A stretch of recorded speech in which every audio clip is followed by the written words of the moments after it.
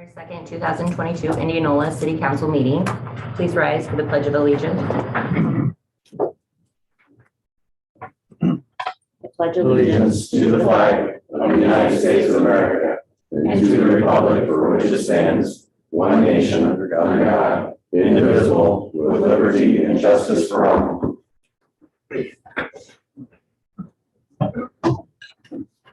Jackie, roll call. Councilmember Hewlin. Here. Parker. Present. Dalby. Here. Schroeder. Present. Beach. Here. Richardson. Present. Mayor Erickson. Here. I'll open the floor to public comment. If anybody has something to say that's not on the agenda, please come forward. State your name and address. Hi, Steve Armstrong, 607 South End Street. I just wanted to talk about McCord Park and some potential preventative traffic measures. So there's a stop sign coming out of McCord Park, but on P and West 5th there's nothing outside of exiting McCord Park. And then that next intersection going north is uncontrolled as well. I don't think the traffic flow is too heavy in terms of like requiring stop signs or anything, but maybe getting like some yield signs on the east-west traffic flow could help. It'll get nice again soon and the kids will be out there. So it's just something I wanted to get on the radar for us to look at when that time comes, when it's nice and we're not snow blowing our driveways and all that. So that's all I have. Thanks. Thank you, Steve. Moving on, we'll move on to the consent agenda, number 5. Is there anything that needs to be pulled from either items A or B? Mayor, I need to pull item B, please. Okay, Claims. great. We do a roll call on that one, then Jack. Yeah. Okay. Roll call, please, Jack. You gotta have a motion Oh, first. motion, I'm sorry. We're learning here. Thank you. Yeah. Move to approve A and C. Thank you, Steve. Do you have a second? I'll second. Jackie? Councilmember Hewlin. Aye. Parker. Aye. Dalby. Aye. Schroeder. Aye. Beach. Aye. Richardson. Aye. All right, and a motion to approve the claims. Move to approve the claims. Gwen? Jackie? I have some discussion, Mayor, if I could. Oh, Ask yeah, some questions on absolutely. that, I please. apologize about that. Steve. Yeah, no problem.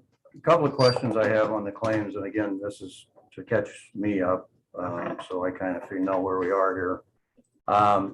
Can Andy or somebody explain do we have a reoccurring cost for the attorney? Is that a part of the retainer, the 5850 every month? That is a legal fees that we have an invoice for that we charge by them. So that we seem to have a kind of recurring number. Is there part of that a retainer, or is that just the legal fees in general? Just legal fees in general. Okay, so the contract with Brick and Gentry is on a per hour basis then, is that how we have it? Correct. Okay, all right. I had another question on a comment on one thing. Safe building compliance and technology, is that a Charlie, is that something you work with, or what is that? Yeah, that's a backup building inspection company that we have. So we have one building official right now who does all of our building inspections. So if that individual is out of the office on vacation, on leave for any reason, we use Safe Build to do those inspections. So our customers out in the community aren't seeing a drop in inspections. Okay. And then I see that we have Mid-American Energy has some utilities for the activity center. Did you explain that to me earlier, Charlie, or is that something else that we have? No, I think you had a question earlier On about CenturyLink. CenturyLink. Yeah, Mid-American. I don't know. Are they in our, is the senior center in the IMU territory or not? I'm assuming, and Doug, I'll look at you, I'm assuming that's gas. Yep, so it's just gas utility because Okay. IMU doesn't have the gas. It's Mid-American that provides that for the city. Okay. I have no further questions, Mayor. All right, we have a motion to approve. I got some questions. Oh, yes, I apologize. So maybe Charlie can answer this one. This is on the Greater Des Moines Convention and Visitors Bureau. I see there's a $21,000 fee there. Is that a monthly fee? Is that a yearly fee? We when we receive motel tax revenue on a quarterly basis, we're under a 20E agreement with with Bravo and also with the CVB, Convention and Visitors Bureau, to give them 2/7 of the amount that we receive. So each quarter, when we receive that amount from the Department of Revenue, they invoice us for 2/7 of that amount. So if that's quarterly, then so that's roughly $80,000 a year. What's the city of Indianola getting in return for that $80,000? I can't speak on specifically. I know Greg Edwards has been here before, mainly promotion of the area in general. And Councilman Parker, I think you sit on that board as well too. I don't know if there's Yeah, anything you can elaborate a little bit. essentially it's, as well as Bravo, working in the Des Moines metro area. It's, we get, anytime we have events, they'll work towards helping out with the Balloon Classic, with the opera. They do, when they go and go to conferences to try to attract people to the Des Moines metro area. They talk about what amenities are there, and that we get brought up as well in that as well. So that's kind of what it's more promotional than anything. So. I also had a question on the Hill contracting for the Moats restroom. Is that construction about done, or is it done, or? Yeah, it's done. Yes. I guess all the fences were taken down before the first snow. So is this just the final payment then? Yep. Okay. So it's minus retainage? Yeah, minus retainage. We have one more payment. There's a payment called retainage. So we retain about 5% of the contract amount. For most of our projects, we wait 30 days to see if there's going to be any liens or anything like that. And then we pay them that 5%. So yeah, you'll have that one more payment on that, and then it'll just be that retainage that gets paid out afterwards. Okay. Thank you. Anybody else? No? Okay. Motion to approve claims? Already have. Yes, we're- Oh, I'm sorry. Apologize, Jackie. Councilmember Dalby, Aye. Schroeder. Aye. Beach. Aye. Richardson. Aye. Hewlin. Recuse. Parker. Aye. Okay, moving on to council reports. We have a presentation from Ramsey with Herda here today.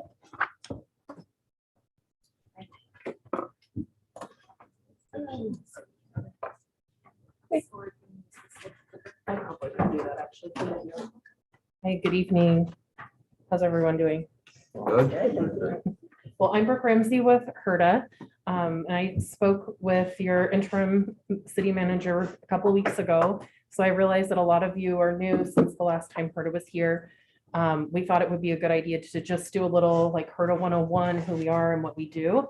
If you have any questions, feel free to ask as we go along, or we can take time afterwards as well. So Herda is a quasi-governmental entity. We were created under a 28E agreement with the state of Iowa. So we're considered a state body. And we've been serving Central Iowa since 1981. In Iowa, there are 35 state designated transit systems, and they cover all 99 counties of the state. So Herda is a little unique in that we serve the 7 counties that surround Polk County, and then DART serves Polk County itself. This is just a little bit of an image, obviously not exactly geographically located, but we do have a centralized office that's currently located in Urbandale, and that really is just to be kind of in the center of our region. We have obviously, like everyone else, experienced some challenges during the pandemic. So pre-COVID, we were doing about 300,000 trips regionally every year and over 1.5 million miles of service. So since the pandemic has had an impact on our communities, we're seeing people doing less things than we used to. So we are starting to see an increase in people getting out and about. I think there are people getting more comfortable with things, as I'm sure you have as well. Common types of public transportation that people think about or more familiar with are fixed route service. So you would be in a city and you would, like, let's say Des Moines, you would walk to a local stop, you would get on, the driver wouldn't know who you are. You would pay your fare, you'd hop off when you wanted. The driver may or may not notice that it was exactly you that got off at whatever location. Another type of service is called Deviated Route. So that's very similar. You can hop on the bus and then the bus has flexibility to deviate off of the established route. And then there's demand response, which is what HRDA does. We could offer curb to curb service, but we do generally offer door to door service, which is very helpful for people who may need a little bit of light assistance. So our drivers do get to know people. They know you by your first name. They know where you live. They remember you, and they do build a relationship with the customers. A little bit about our funding. So I often joke that the position most difficult to replace in our office is accounting. Our revenue streams are extremely complicated. They all come with their own restrictions and contingencies. It's quite a learning curve to have. So if you have questions, don't feel like you're the only one, everyone does. So we do get federal funding. Of course, that does not cover all of our expenses. We do receive some state funding as well. We receive some funding from the county, but no one source pays 100% of the cost of the trip. What transit does really well is we blend funding together and we provide services so that it's affordable for the public. In addition to our operating expenses, we do have capital. So our vehicles, for example, are primarily funded with federal dollars, but they do require a local match. And I should note that the federal operating funds also require a 50% match. So just a little bit about Indianola services. Taking a look, as I said, the pandemic, you can see here, is pretty drastic on the impact that we've experienced. So in fiscal year 19, prior to any COVID activity, we were looking at about 30,000 rides a year just for Indianola residents. Now that doesn't include the people that we bring from other communities into Indianola to do shopping, to do their business, maybe attend a program, something of that nature. So there is an economic impact for the services that we provide. Types of things that people like to do. So I'm sure if you can imagine where you would drive yourself, people need to use the bus to do all of those same things. So maybe it's business like banking. It could be taking their child to childcare and then taking themselves to work or employment or education, grocery shopping, leisure activity, haircuts, basically anything you can think of, you can ride the bus to do. I should say the bus is open to everyone. There is no restriction. You don't have to have an income qualification. You don't have to have a disability. You don't have to be a certain age. We do tend to see people, they associate the bus with who they see riding it. So if you have an elderly neighbor or a disabled neighbor or a neighbor who's low income, you probably are associating the service with the person you see using the bus, but it is open to anybody. So we did a little bit of hard work up front when the pandemic first started. Back when everybody thought this was going to be a couple weeks or maybe a month, we really kind of bit off a lot. We didn't know, as any time when you do grant writing, you never know what exactly you're going to be awarded. So we went after a lot of things.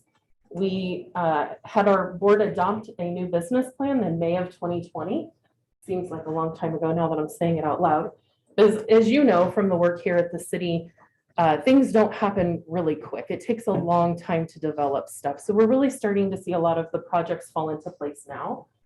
One of the things that we did was have the Community Transportation Association of America. They're the largest transportation association for communities 300,000 and smaller.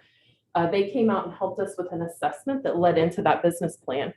And we really are focused on sustainable services, looking at diversifying the way that we serve the communities and the members of the community, and having more spontaneous transportation options.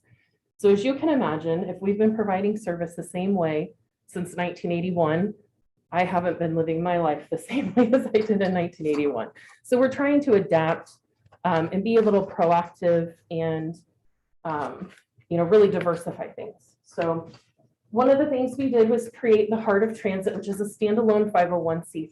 So we didn't want to give up HRDA's governmental status because we can do a lot of things like buy vehicles on the state contracted pricing, get discounts on our fuel, things like that that we couldn't do if we were to give up that governmental status. But we needed to access more grant opportunities. So having the 501c3 as a separate entity allows us to do that grant seeking and kind of have the best of both worlds to blend those together. We also went after some grants to start doing volunteer services. So we're partnering now with the United Way of Central Iowa, and we have a volunteer coordinator on staff and starting to provide volunteer medical transportation and trips to the pharmacy. That is something that we have a pretty high demand. Without having a hospital or a dialysis clinic in all of Warren County, the need to get folks from Indianola and outlying communities to Des Moines is pretty significant. It's more than we see in any of the other counties that we serve. The Mobility for All grant we had, so we employ now a mobility outreach coordinator. His name is Danny, and he will actually come out and do travel training with people. So if they're afraid to ride, they don't know how to ride. If you're an employer and you need help getting people to understand how to use the service to get to work, Danny will come out and do training, whether that's one-on-one or in a group setting. He'll also come out and talk to, like have a table or a booth and things like that if that's needed. We're working on a federal project called the Health Connector. It's a program within the US DOT called ITS for US. It's the Intelligent Transit Systems for the United States. We are one of 5 programs across the country selected for this. It's a multi-million-dollar 5-year program. And we're working to create a way that people can schedule their healthcare and their transportation at the same time. So what we see are increased cancellations of healthcare appointments because people don't have a way to get there. And then at the same time, we often have times when we're called and people need a ride because they forgot and they need it right now. And can we or can't we help them? So we recognize that those healthcare outcomes are very directly tied to transportation. And then we did just undergo a unmet needs assessment. So we're getting ready to move forward on that and some of the different things that came out of that. But definitely partnerships and community education were 2 areas that everyone agreed we needed to focus on. So we've been working on that a little bit too. Let's see, questions? I feel like that was a lot of information.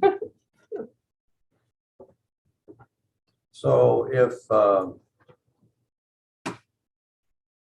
does it, is there a charge to an individual for using a HRDA ride? So yes and no. As I said, there are various funding types. And so for example, in certain situations, if you're a Medicaid member, then Medicaid will pay for your transportation, not all, but in some. So there are times when people ride and they don't pay a fare. And then there are times when people do. And it just depends on the funding that's available. If they're in the mental health, Central Iowa Community Services covers Warren County. So if they're riding under that program, they may pay for their ride. If they're independently living and they're a senior citizen over the age of 60, then Central Aging Resources of Central Iowa, sorry, I said that backwards. They actually provide funding to HRDA too. So we do let folks ride at a donation basis on that program. Okay, so anybody over 60, then if they want to ride, it could be a donation versus a fare. What would a normal fare be if somebody wasn't in one of those categories that you're talking about? So the general public fare is $2.50 each way. Okay. So how does a person schedule a ride with you folks? They can, well, we have an app. So if you're into that and you don't want to talk on the phone, that's my favorite thing.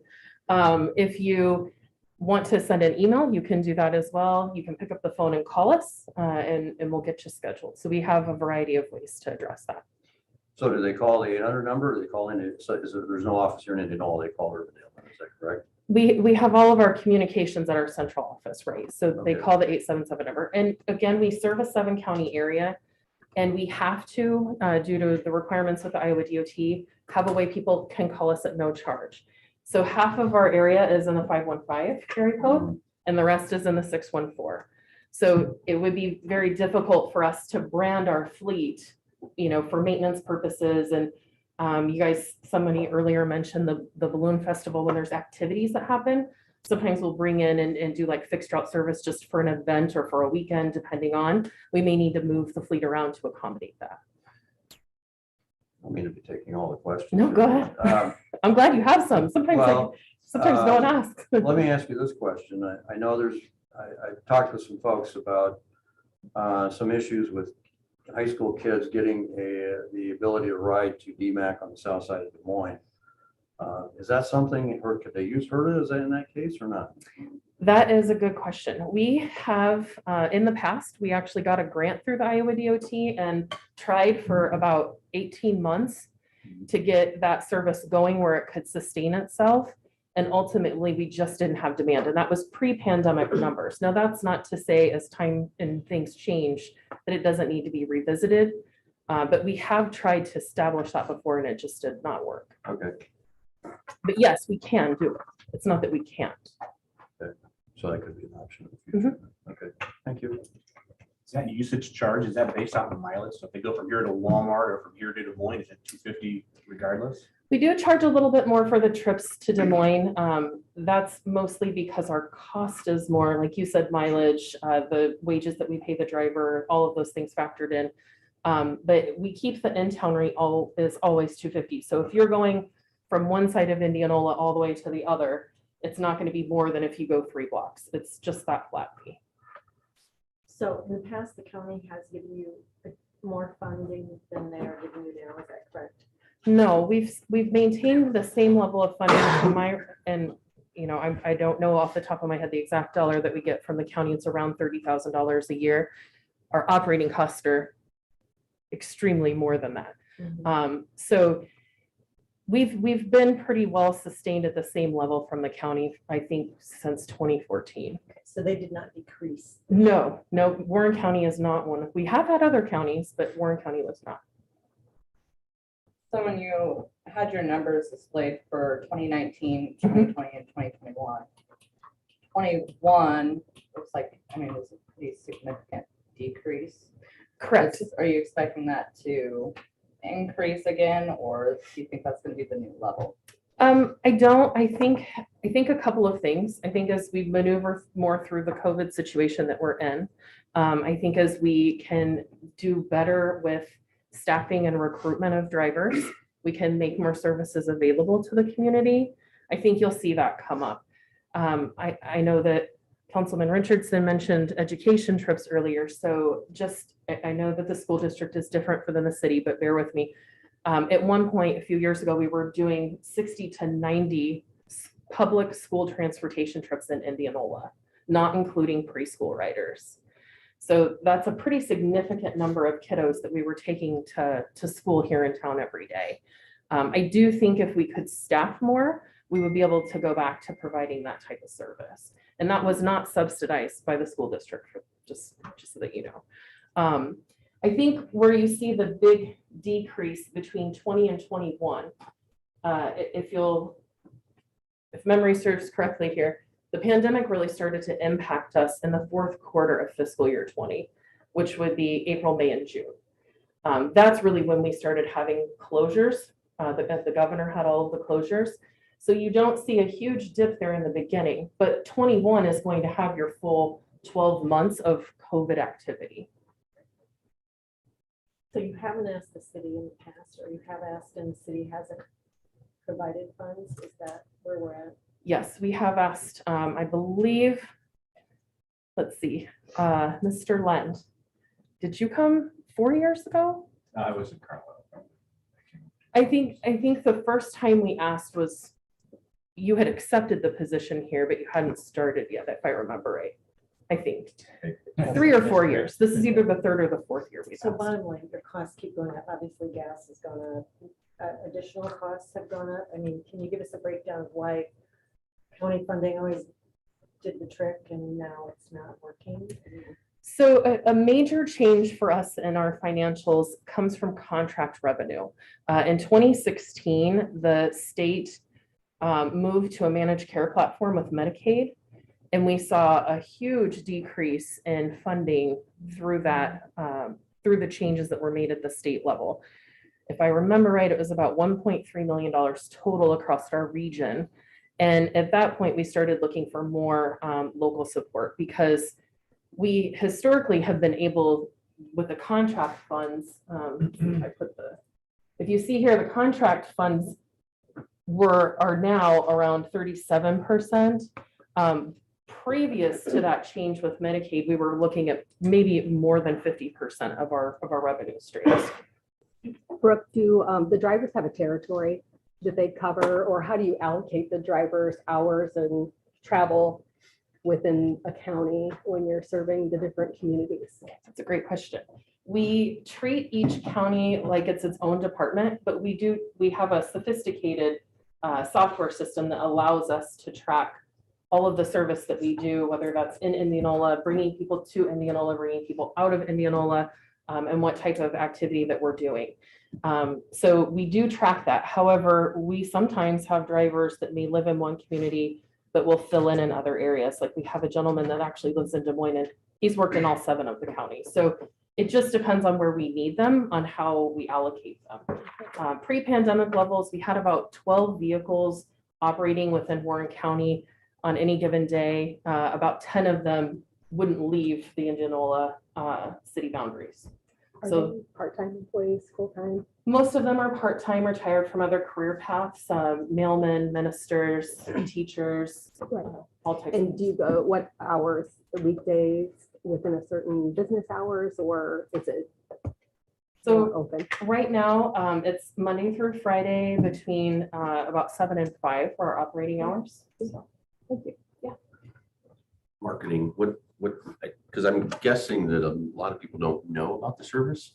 I know you mentioned education, community education, but the people I talked to, I've got friends in Carlisle and Norwalk, and I asked, just curious if they know anything about it. I do, because I've been sitting here for a few years, and so I guess what thoughts on trying to get the ridership up, I guess, in our community. Well, and that, going back to the Mobility for All grant, I mean, that was really part of why we wanted to create the mobility coordinator position, is to get that awareness out there. So we've redone our website. We've been working on a lot of social media, a lot of materials to disseminate. I actually have some stuff about the volunteers I wanted to leave upstairs. But I will honestly say, I think it will be longer than my career. If getting, the biggest thing is getting folks to understand that the service is available to them. I mean, I could literally put a sign on the back of the bus and say, you can ride, and someone will still think they're not the you. So there's a stigma about public transportation that we need to work on. And that's not just a HERDA, that's not just a Metro, that's not just in Iowa. It's a national stigma that it's an uphill battle to beat, but we're working on it. I agree with John. I think there's the reason I asked about the phone number and stuff too, is I don't know if there's a way that we can, I know there is, we've got the community magazine, there's other things we could do, and I don't know, maybe talk with staff about trying to find ways to advertise the cost and then the phone number and get your marketing folks to say, this isn't rideable, this is heard it today, figure out some way to do it. But I think there's demand, John. I agree with John. So what's the dollar amount you're asking for? Oh, I didn't know we were going to talk about the request, but it was $2 per capita as of the most recent census. And I apologize, I don't remember that number off the top of my head. I've got it right here. You want? Sorry, yeah, Yeah, please. it was 31,665 for operating assistance and 3,958 for local capital match. So that's in our letter, so. Yeah, the request. Yeah. Okay, Yep. so it's the 3958 is what you're looking for. Correct. So again, we do with our federal funding, it is specifically broken out separate for operating than capital, which is why we've asked for them in 2 different line items. I'm sorry, can you explain the difference between the operating assistance and the local capital match? So the capital match is for vehicle replacement, and operating is all of the expenses we have to actually operate the vehicle and provide the service. And so maybe you said this, but so are you asking for a total then of the 35, which is the 31,000 for operating and the 39 for local capital match then? Yes. Okay.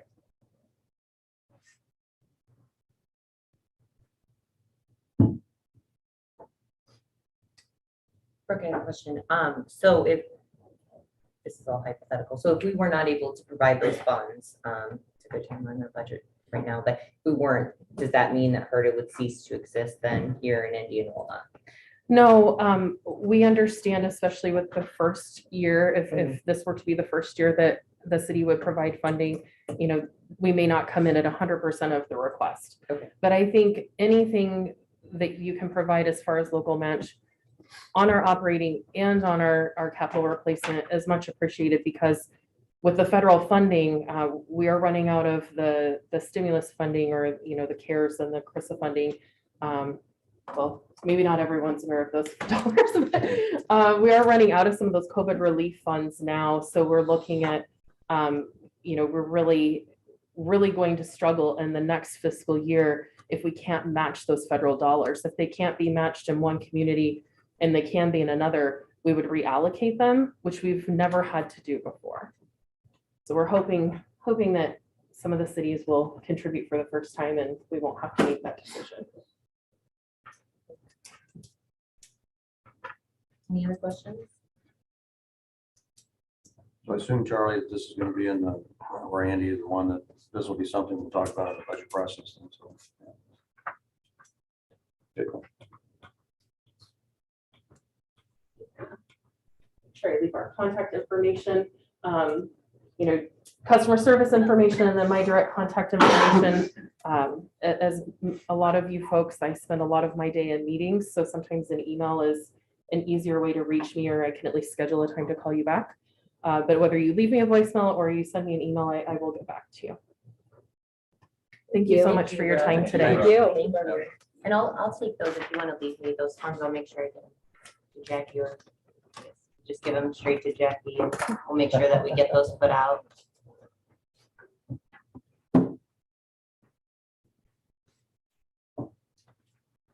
Thank you. All right, moving on to item number 7, mayor's report. First off, I want to say that I am extremely humbled and blessed to be here in this position. So I thank everyone in this room and everyone in Indianola. The last few weeks, I've been meeting with several different business owners throughout town, and I will continue to do that. My goal is to meet with every single business owner in the city limits. So we'll get there and talk through all of them. The city council, we've scheduled a retreat for January 31st from 5 to 9 p.m. And that is will be open to the public. It's a retreat for us to get to know each other and work on some of our goals together. And then lastly, I have the Mayor's Youth Council this week. I'm excited. They are a great group. So excited to get in there and start working with them. All right, so we'll move on to public consideration, and we have some old business, and some of these items, I guess I'll explain for everyone up here. They would typically be in our consent agenda, but since previous new council members, they maybe aren't aware of this, so they might have a couple questions on some of these things. So item number 1 is approval of applications. Approval of a payment application number 9 from Langman Construction for the influent truck sewer and outfall sewer project in the amount of $327,624.64. And I think we have Rick on the phone. Do you have an update? Yep, I'm here. All right, Rick. Really quick, typically, you motion in second first just to get the discussion going, so. Okay, so motion. So moved. We moved pay the $327,624.64 to Langman Construction. Second. Thank you, Glenn. Thanks, Steve. All right, Rick. Okay. Good evening and welcome, Mayor and Council. Rick Graves, wastewater. For this pay app number 9, the contract is about 68% done. There are 2 parts of this contract. First is the trunk sewer, which is a gravity sewer from south of the current plant to the new plant. And the outfall is a gravity sewer from the new plant to the discharge point by Middle River. And currently on this project, we're a little over $40,000 under budget. And then at the next meeting, the pay app number 19 for the water resource recovery facility will be before you for consideration, and possibly pay app number 6 for the south plant lift station upgrade. We started tying in the new lift station today. HR Green reviews all these pay apps before they submit them to me, and they've been doing an excellent job in reviewing them and making sure that they coincide with the work that is being done. If there are any questions, or I'd be happy to answer. Hey, Rick, how far have they gotten on the influent trunk sewer and the outfall sewer? They're probably about a mile, about a half mile from the new wastewater, or from the old wastewater plant north, because they started from Graham Street, head south to the old wastewater plant, and they started the outfall sewer probably a couple weeks ago. They probably maybe 200-300 feet of that. Because the big thing they had to do there was the outfall structure to get that concrete put in and poured before it got cold. Okay, thank you. Rick, when you're, Steve Richardson here, when you're talking about the old sewer plant, just for my edification, you're talking about the one on the north side of town and not the one on the south side? Okay, yeah. Yeah. The south one used to be the wastewater plant down there. But Right. that's the lift station right now. Okay, That's the south plant lift station upgrade that we're currently undertaking right now. okay, thank you. Any other questions? Thank you, Rick. you. All those in favor, aye? Opposed, nay? Aye. Aye. All right, opposed, nay? All right, the motion passed. Number 2 is second consideration of ordinance amending the city code of Indianola to amend noise regulations, section 48.06. And Charlie, you want to give it her? Move to approve as read. Oh, thank you. Second. Thank you. And who's going to get an update on that? I will. Oh, Jackie, will. Perfect. Jackie, thank you. This is just a simple change, minor change in this one. The current one says that people need to submit a noise application at least 10 days before an event. We were running into a lot of issues where people were wanting to submit one in less time than that. And we just want to make ourselves business friendly and allow people to do that in less than 10 days. Perfect. All right, Jackie, any questions? I have a quick question, Jackie. So it says, you have the right to reject any application not been timely submitted. So I mean, what exactly do you mean like timely? It's kind of gray. Right. If they submit it on Friday and it needs council, or, Monday morning and it needs council approval, I wouldn't be able to add it to the agenda that day for council approval. So we'd just have to wait. Would reject it. So what kind of things would we get? I mean, obviously, maybe things like the Knot Fest or something, I'm guessing, but what Sometimes else? businesses want to do, have live music or something like that. and so Okay, allow them so to like, do that. okay, one of the bars or something if they don't do it. Oh, okay, I got you. Thank you. Any other questions? No? Jackie, will you call the roll? Councilmember Dalby, Aye. Schroeder, Aye. Beach. Aye. Richardson, Aye. Hewlin, Aye. Parker. Aye. Right, moving on, number 3, second consideration of ordinance amending the city code of City of Indianola to amend peddlers, solicitors, and transit merchants, section 122. Can I get a motion to approve as read? So moved. Second. Thank you, Heather and John.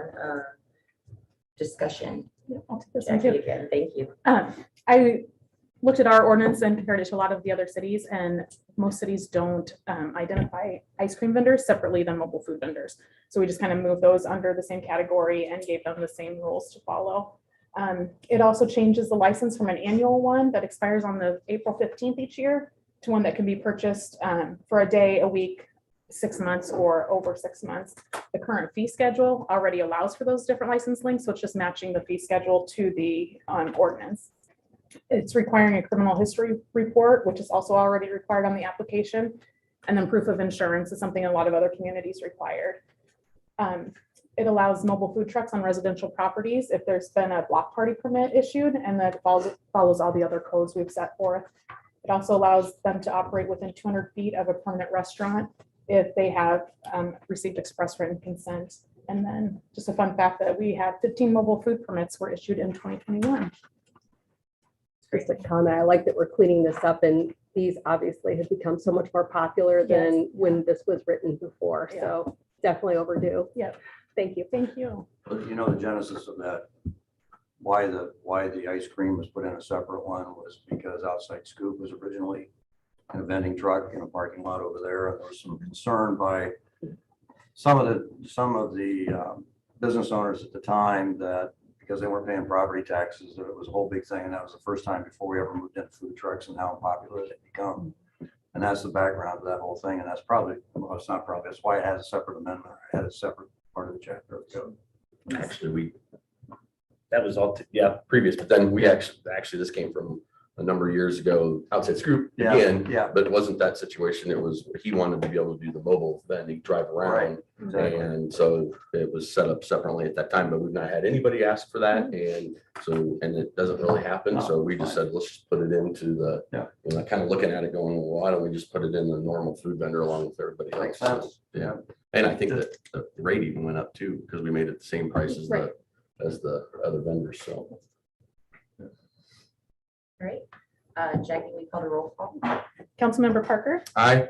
Dalby, Aye. Schroeder. Aye. Beach, Aye. Richardson, Aye. Hewlin. Aye.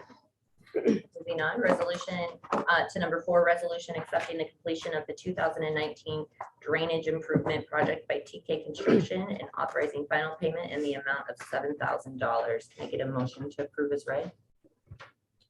Move to approve as read. Second. Thanks. AP? Mayor and Council, this is AP, Public Works Director. The scope of the project was primarily associated with stormwater improvements at the northwest part of town, which is primarily located north of the Wilder Elementary School. So the project was approved by council on October of 2019, and it was substantially completed by November of 2020. The only portion that was remaining is the minor items such as seeding and landscaping. So the contractor, we had a supplemental contract approved to the contractor to hold off $7,000 from the total contract amount and basically complete the seeding in 2021.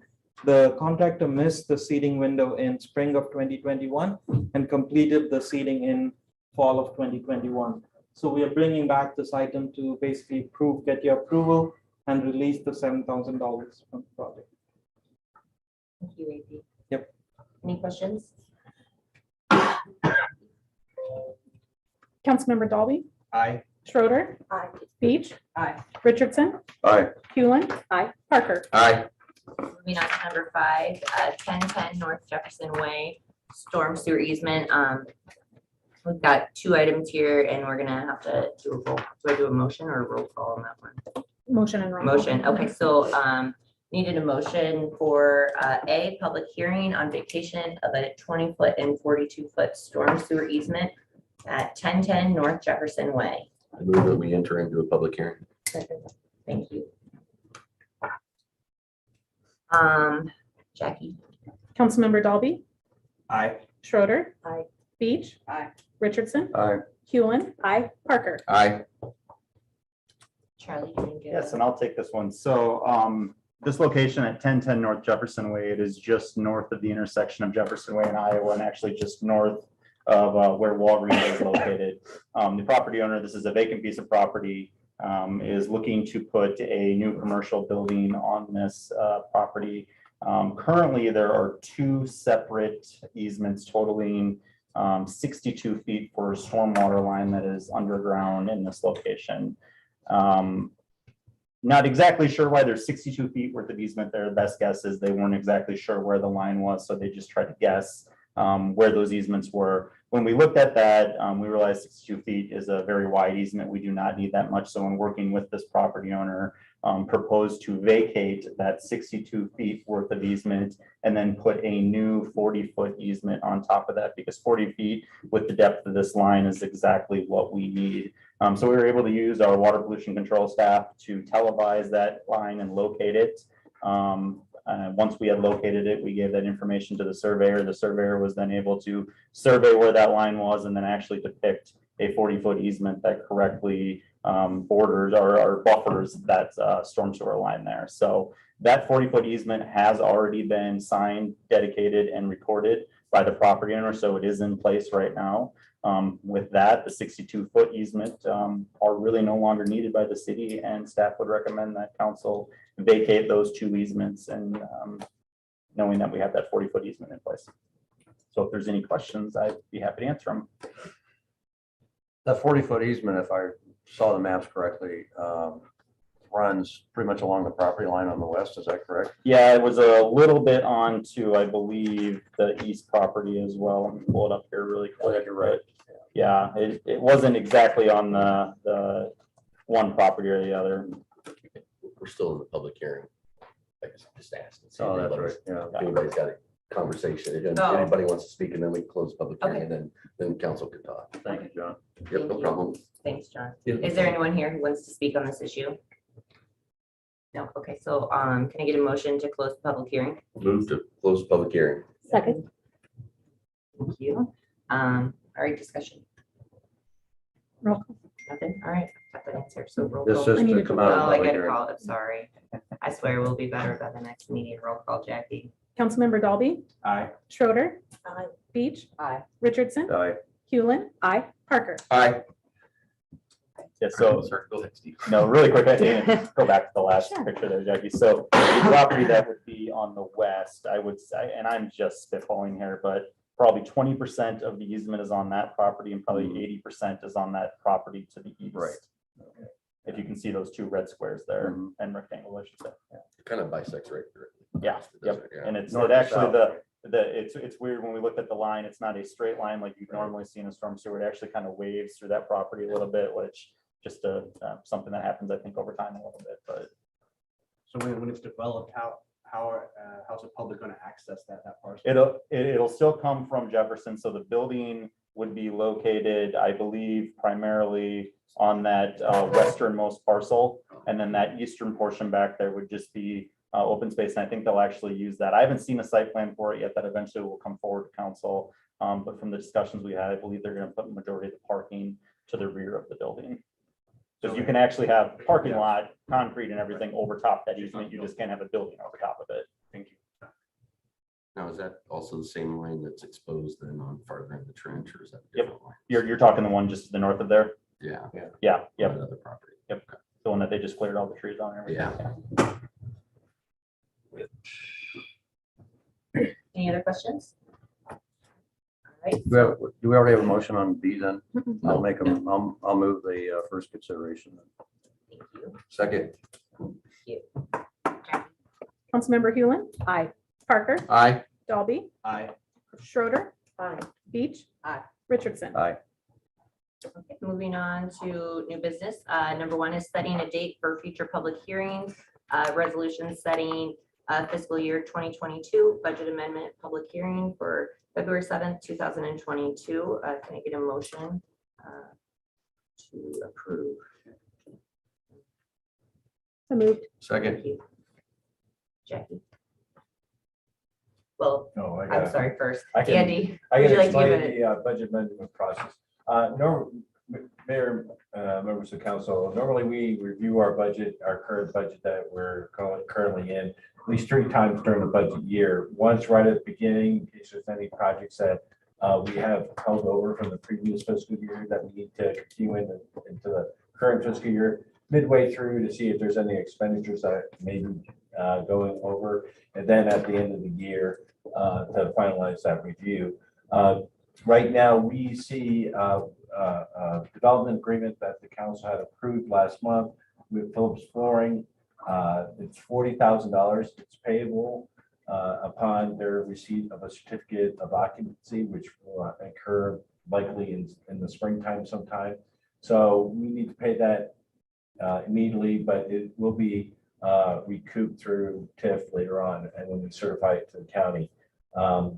And a couple other reasons for amending the budget. We may be going ahead of schedule a little bit with the with the water resource recovery facilities. So we want to allow for some more expenditures this year before the fall next year. So we're including that, which will be the revenue from that will come from the SRF loan. And then also on some expenditures with the city manager search. So total, the expenditures is an addition of $76,000 roughly.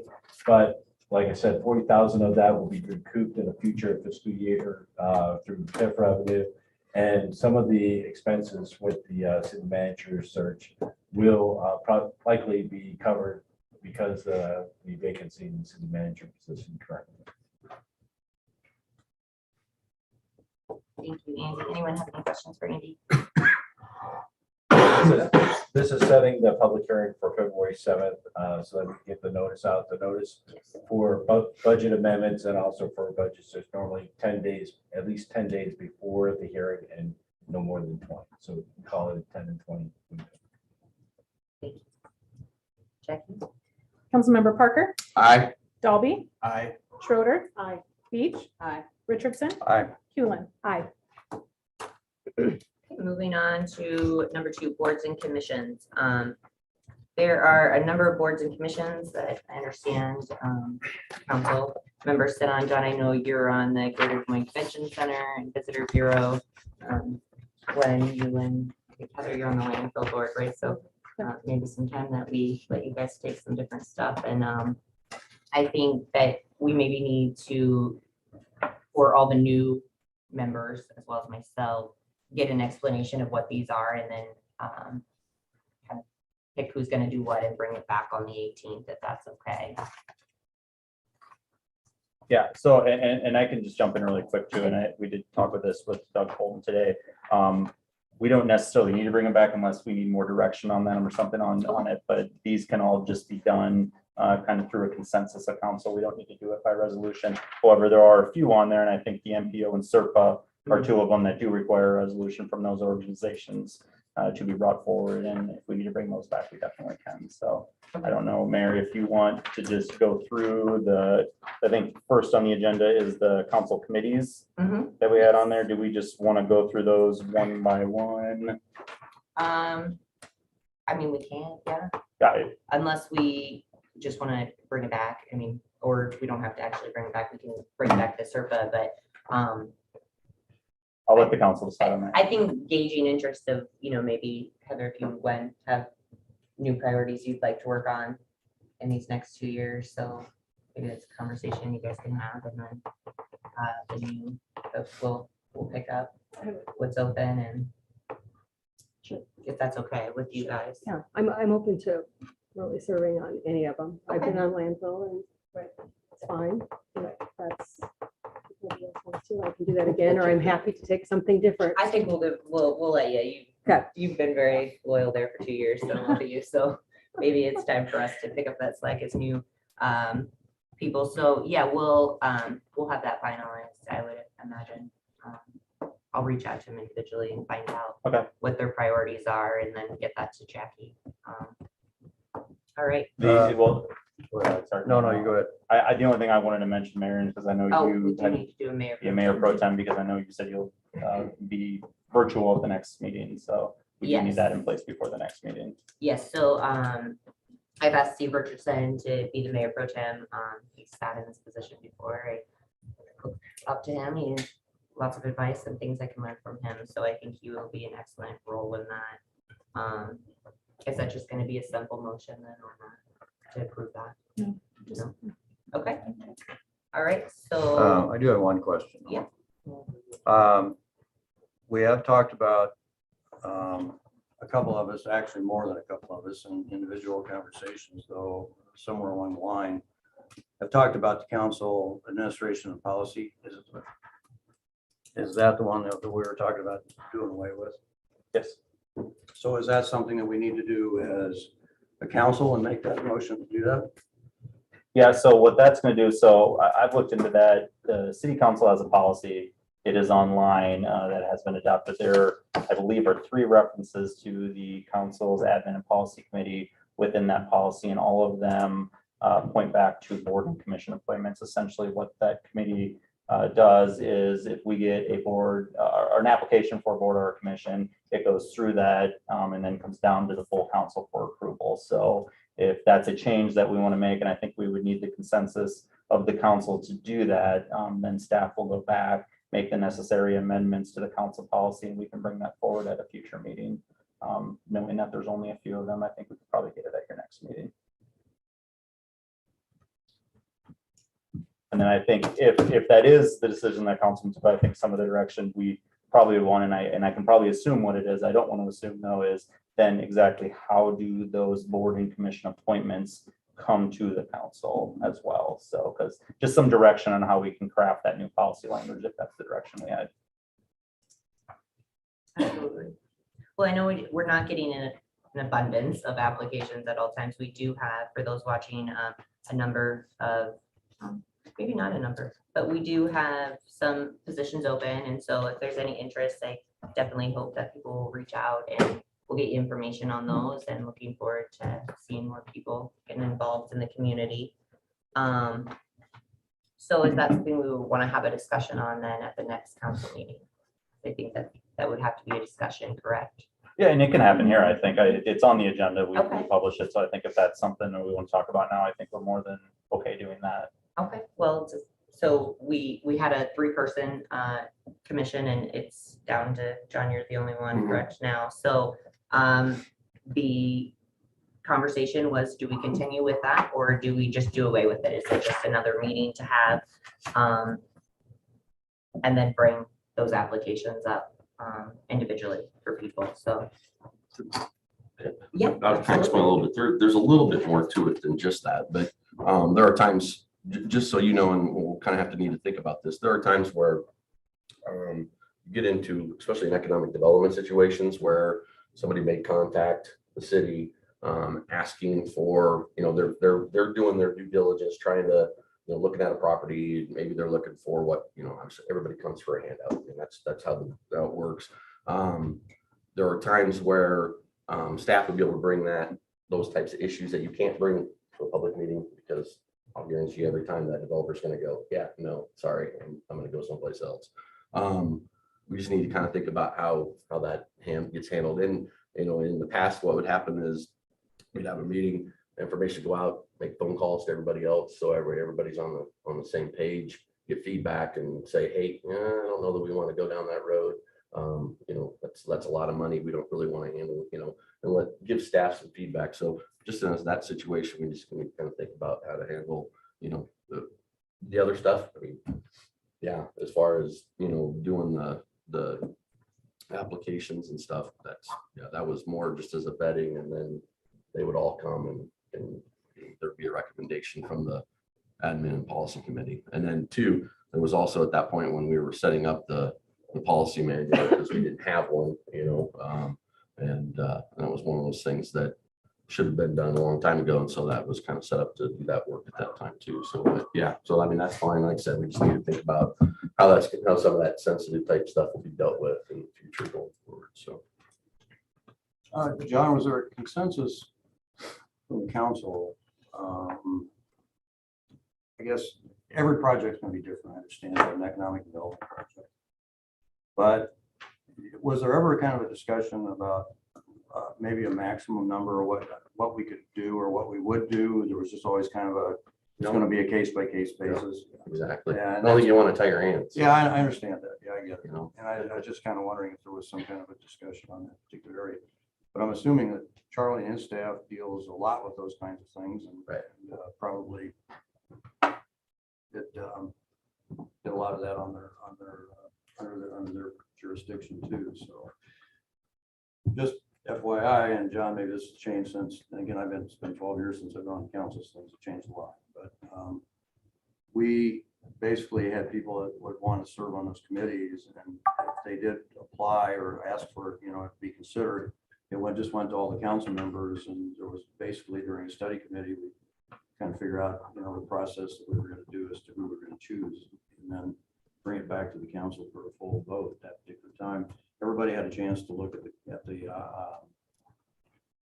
applications, and I'm assuming they didn't. Oh yeah, everybody had. I mean, it was full. But it was more of a situation where everybody had input at the same time, rather than just three people making some recommendations. I guess I would like to see us all have that opportunity, and when you serve on that council, that committee or didn't, I think it's best to have everybody involved. But just my opinion. That's fine. Either way. Something we would have to vote on. It is. Since it Yeah. is. The staff has to go and change. They have to change policy, and have to change all the references to that policy through Back for approval. Yeah. Yeah. And I would think just if there was a motion to remove the admin and policy committee from the policy manual, and then we'll go in and take the next steps on that. We also I mean, Charlie, this is a question for you. Can we not, if something would come up in economic development, could the council appoint an ad hoc committee to review those kinds of just to review a situation. I mean, Yeah, sure. We did. We had one, I mean, before the admin, I mean, we just kind of tied it all together because rather than trying to run up a whole bunch of different committees, so it just kind of. how often did that happen, John? I mean, how often did you have those things brought to, you know? I was involved probably, it seemed like every 2 or 3 months, and I don't Yeah. know how many others. That's what I were was gonna say, 6 to outside of 8 me. weeks. Yeah. It wasn't all the time. In those meetings, were only as needed, you know, and that was more of just that. So, I mean, essentially, that's what it was an ad hoc committee. So, but, and prior to this committee, we had an economic development committee, so. Right.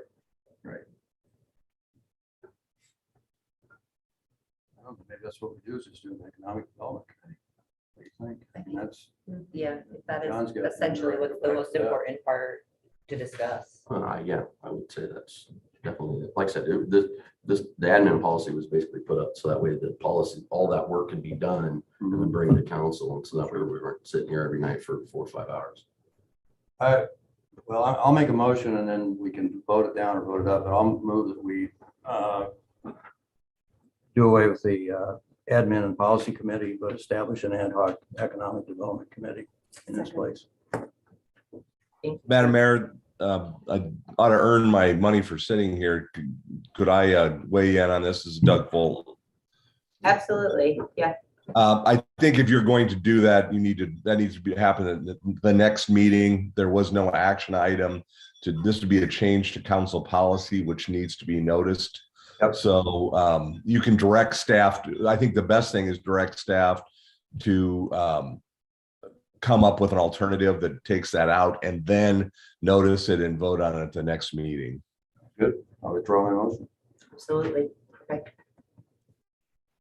All right, Charlie, does that sound okay? Yep, and Doug, that's just fine with direction then on that. We don't need a vote.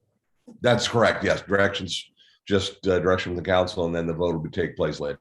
I think we've got enough to go up. Okay, perfect. We'll get that on the next agenda then.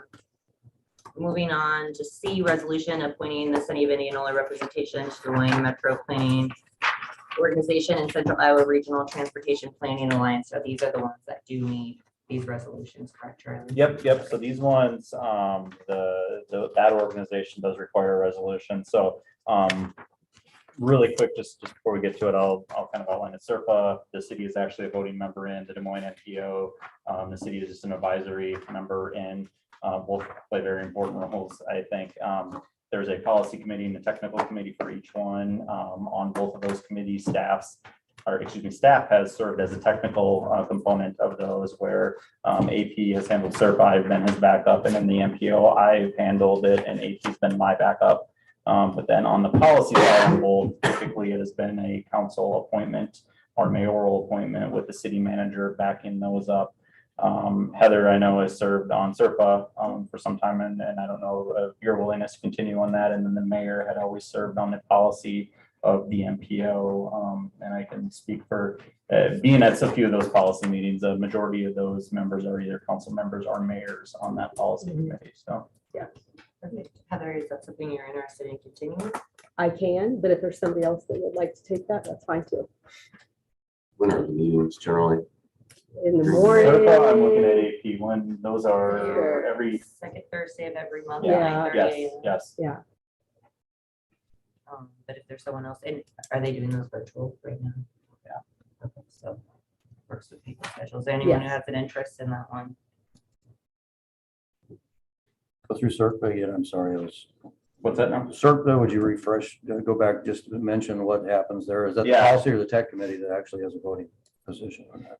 It's both of them. Both At of them, voting, yeah. okay. The tech is kind of it's an advisory role to the policy committee, essentially, and that is the one that the city actually has a voting right in. We do get funding from them.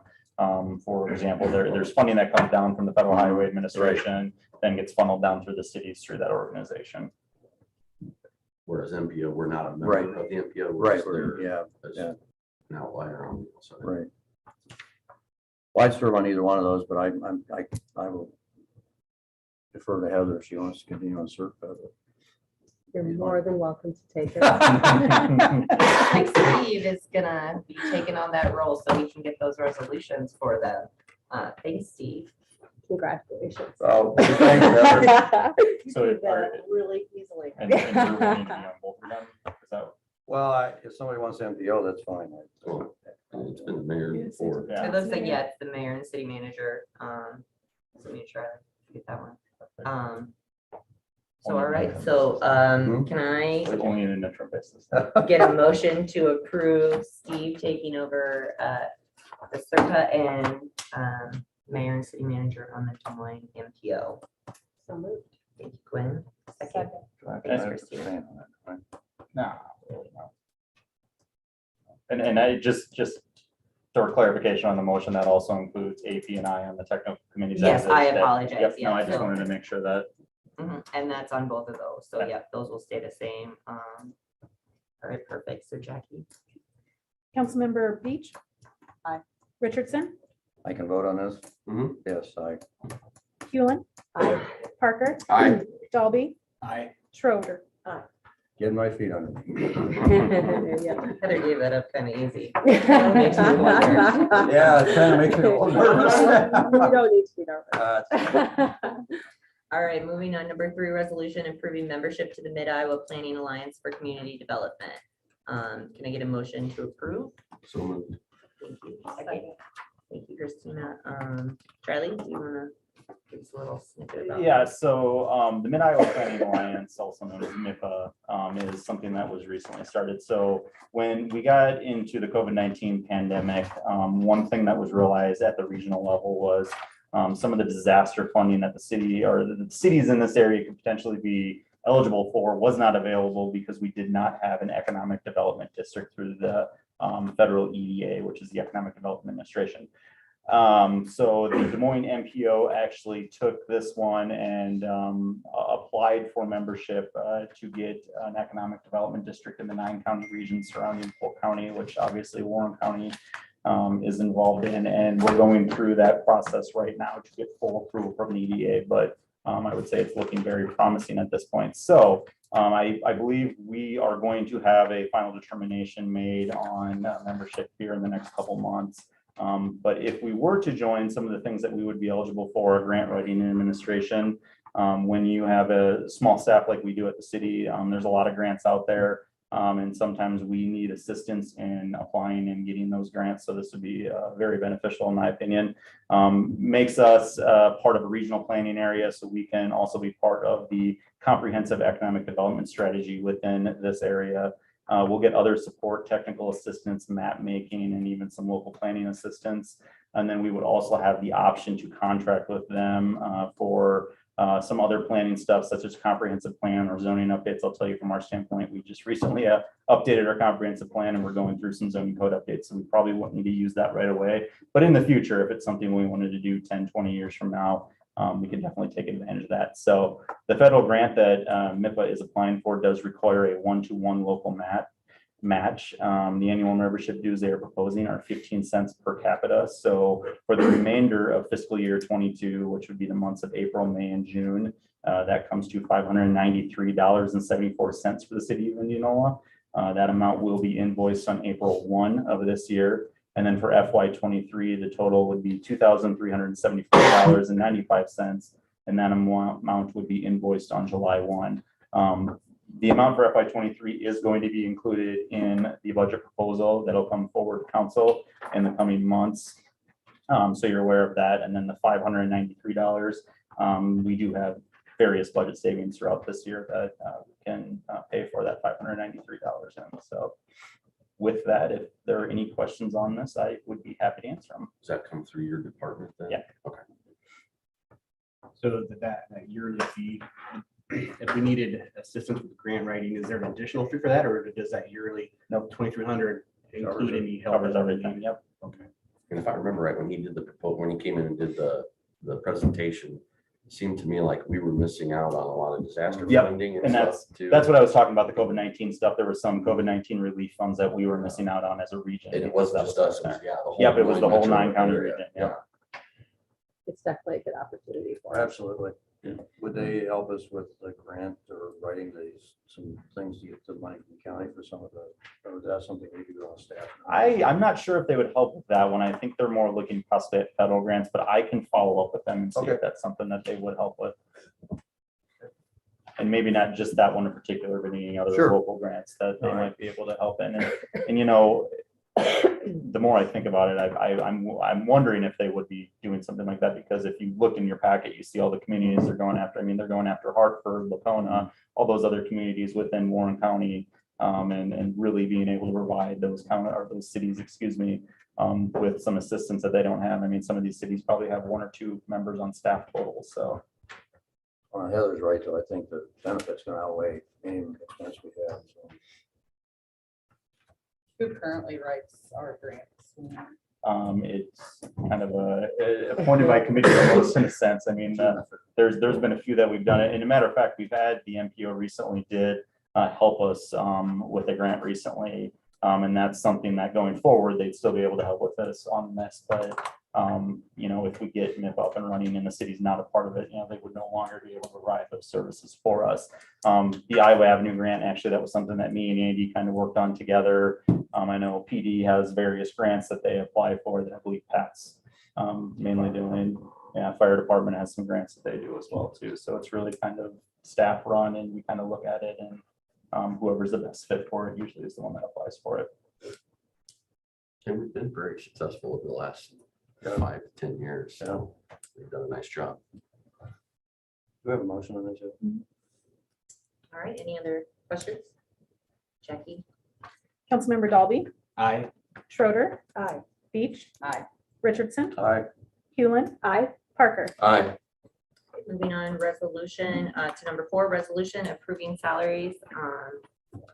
Charlie, do you just I would move we approve, and then we can have discussion. okay, you have a Second. motion to approve, thank you. Charlie, do you? I think or Jack- Jackie? Yeah, on this one, This is something that you're going to see on almost every agenda, is a resolution approving salaries. It asks the council to approve a salary that's set in accordance with our current policies. The resolution will include salaries for new hires, step increases, longevity increases, promotions, or transfers. The department head, human resources, the finance director, and the city manager or interim city manager approves these before they're brought forward to council for final approval. The one in your packet tonight is approval for just a new part-time library assistant. Any questions? Generally, these are usually on the Yeah, consent and- agenda and And that was because Right. previously knew. Yep, we well, thought it'd be good to just give a. yeah, I will tell you too, when you said ask questions, you can ask questions anytime. Once a motion's made on the consent agenda, you can pull anything out and ask a question if you have, or want to talk about one. You don't have to, or even pull it if you've got a question or concern, just tell the mayor you want to pull whatever item and then pull it out separately. So sometimes Heather and I both will have to pull bills, because if I have one for Parker Signs, I can't vote on that. And she can't obviously with the why, but yeah, so if you ever have any questions, with the consent,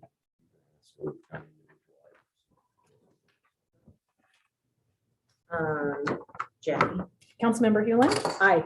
Parker, Aye. Dalby, Aye. Schroeder, Aye. Beach, Aye. Richardson. Aye. Moving on to number 5, resolution referring a rezoning application at 2110 Ketchup Road to Planning and Zoning Commission. Do I have a motion? I'll second. Thank you. Any discussion?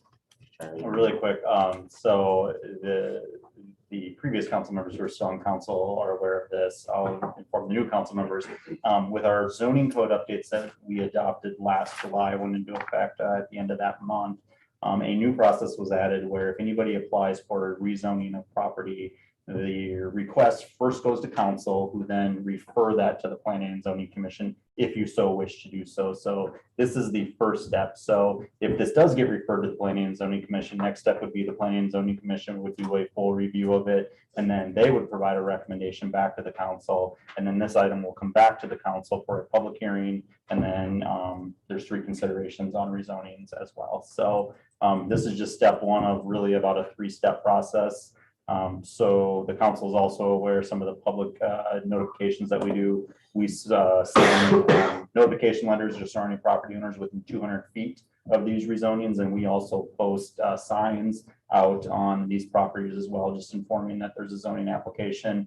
in there, and then it provides just some general contact information for citizens to get a hold of our office so we can explain more what's going on there. This one in particular is just a rezoning from A1 to R1, and the person who bought this property does intend to build a single family home on this property if they are successful in getting the rezoning.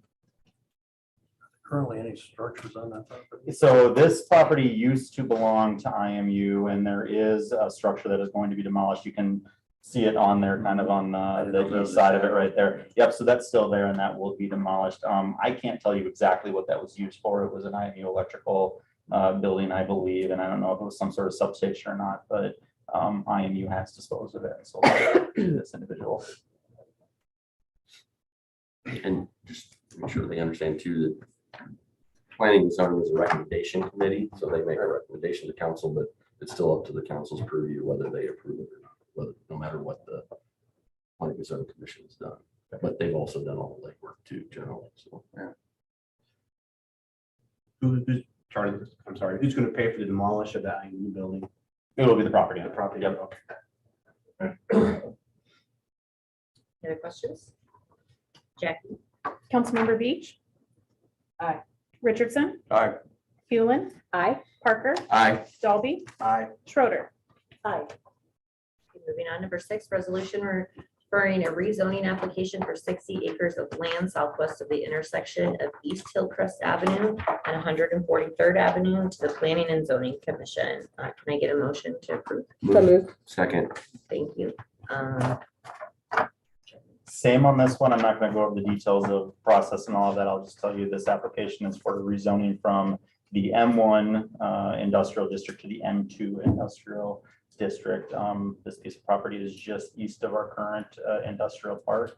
And the property owner who purchased this does intend to move their existing business onto a portion of this site, develop the rest, and then hopefully sell off some future industrial lots. So any questions on this one, be happy to answer them. Yeah, so M1, M2, significant difference between M1 and M2 in current zoning. Yeah, it really comes down more to outdoor storage is kind of a big thing. So M1 is more of your, I'll call it a light industrial zoning district. And what that typically is just building, no outdoor storage. Everything's really confined within. There's no big noise pollution, any other types of air pollution, stuff like that. Where M2 allows for outdoor storage and more intense industrial uses. That's on the backside of Cementech. Yep. Yep. So Hillcrest Avenue is just on the north there of that property and really between 14th and 143rd Street. Any other questions? It's a good deal though, because now we can start getting this property out there, and then, because our industrial park is full, and this will be nice to be able to start getting them, because once you start building, people will move into it, so. Absolutely, this is exciting. Jackie? Councilmember Parker. Aye. Dalby. Aye. Schroeder. Aye. Beach. Richardson. Aye. Hewlin. Aye.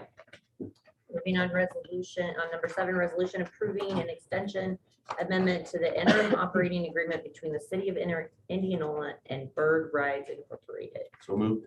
Thank you. Second. Thank you. Trev? Doug's Yeah. gonna handle this one. And my first time. Thank you, Mayor and members of the council, Doug Byland, Parks and Recreation Director. Charlie and Mindy from Snyder Associates worked a lot with this to redo the ordinances, as we talked about before. There's an agreement to extend the interim agreement with Bird Rides that ended on December 31st of last year. To just for the placement of scooters available for rent. They all have a local fleet manager that manages the operation of all the scooters, usually responding to issues, anything that happens. The police department get a call about something in somebody's yard or something like that. That's kind of things that they would take care of. The city's not responsible for the operations of this. It's not a city operation and it's not in the city budget, so there's no financial obligation with that. And then if approved, then the scooters they'll plan to have them available in the springtime, April-ish, maybe earlier if it gets warm, and through October, January. So there's no financial impact to the city whatsoever. It's just the agreement is so that they can put their scooters on our property. Or in the city. In the city property. Yeah. Who's liable if there's any injuries? They have all that agreed. It's all that agreement. So And did you Everybody- say they have a manager here now? I know they did previously. they did, and they're working on a new Okay. one now. But you go through their app and then you obviously click to say that I'm liable if I hurt myself on a scooter kind of thing. So it's all on their organization. Where are the scooters housed at? They have them they had been on the square in a business there. They're obviously not out right now. Yeah, typically on the scooters, I mean, when we first worked with Bird, we set up a few parking areas, parks, the YMCA, certain things like that. What they would start to do over time is they're watching where their riders are coming from. They know their popular spots, so slowly they start moving scooters to where their more popular spots are. So, I know Pickard Park, for example, we had one out there, and I think they were putting a few scooters out there, and I think over time they probably realized we weren't getting too many riders coming from Pickard Park or going out to Pickard Park. So I think they slowly started removing those from Pickard Park and then putting them around Simpson College in the square, for example. So That's where their map shows most of the riders. They had 500 and some rides last year, about 700 miles. Are these electric scooters? So they need like a docking station? No, they take them each evening and then recharge them. Okay. So there's no docking station that you'll see parked around the community. So they just take them and plug them in. Something maybe in the future, Indianola magazine, just a little blurb that we don't have anything to do with them. We just allow them to drive in town because it's amazing the number of people I run into that ask They're questions about them. I'm like, I don't know anything about this. Yes. All I did is approve the policy, so maybe just let people understand Good idea. that that's something that you've got to go through that. And I can say from staff standpoint, and when we set this up, one of the big things we were worried about is just the whole nuisance component of it. Scooters being left out, dropped on sidewalks and stuff like that. Two things on that. We really weren't able to test it out too well this year just because they had a lot of technology issues on their implementation. Something about, Doug knows this, the cell towers that operate them just weren't communicating too well with them. But even at that, with the 500 some rides that we had, our department, community development, never got one complaint on them. To be quite honest, the only complaints that we got were, where are they and why can't I ride them? So, That's what I got too. yeah. So, I mean, small sample size, but it seemed like it was pretty successful in the time that we did have it. The students at Simpson really liked them. I personally liked it. Not gonna lie. They're a little scary. They go fast, but I think their manager that was here, he was great. And so hopefully they can get someone who's as dedicated and as good as him. Well, if you saw Doug on the news. Yeah. I mean, that right there, that was it. I noticed they parked 3 over by the outside scoop on the bike trail, so there was good reason for that. Go buy your ice cream and have a ride home. Any other questions for Doug? Thanks, Doug. All right, Jackie. Councilmember Dalby, Aye. Schroeder, Aye. Beach, Aye. Richardson, Aye. Hewlin, Aye. Parker. Aye. All right, moving on to number 8, resolution approving the hold harmless agreement between the city of Indianola, Iowa and Warren County Conservation Board regarding property located at 15875 118th Avenue, Indianola, Iowa. Can I get a motion? Great resolution. Second. Thank you. Jackie. Oh, she had- Mayor, council, Greg Chief, Fire Chief, you have a memo in front of you with the hold harmless agreement. One of the things that we've tried to do is meet the code. The code is designed not to penalize a business or an owner. With the lack of utilities out there and what the code requires, they cannot provide that service. And this is not the first business that we had to make accommodations or a design change to meet that. I'll take any questions that you have. They are, that's in our fire district too, correct? Yes. That's on fire. Is it rural water out there? They have rural water. It's a 2 to 3 inch main. They sit back off the road almost 1,500 feet or more. What size of main would it take to They might be able to do it with an 8-inch that was out on the road and maybe running a 6-inch up. Okay. But there would. And there was talk where they could try and do an enclosed system, but it would probably cost more than building. Chief, do you have to, I'm assuming you'll have to inspect the fire and smoke detection systems? Yeah, and there's part of that hold harmless that Right. there's provisions in there that we will do that not only annually, but they have to provide the documentation.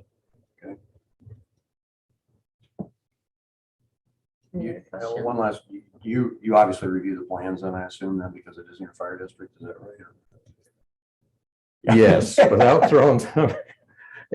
Yeah, this was a unique. Okay. That unfortunately that somebody thought they were going to cut corners.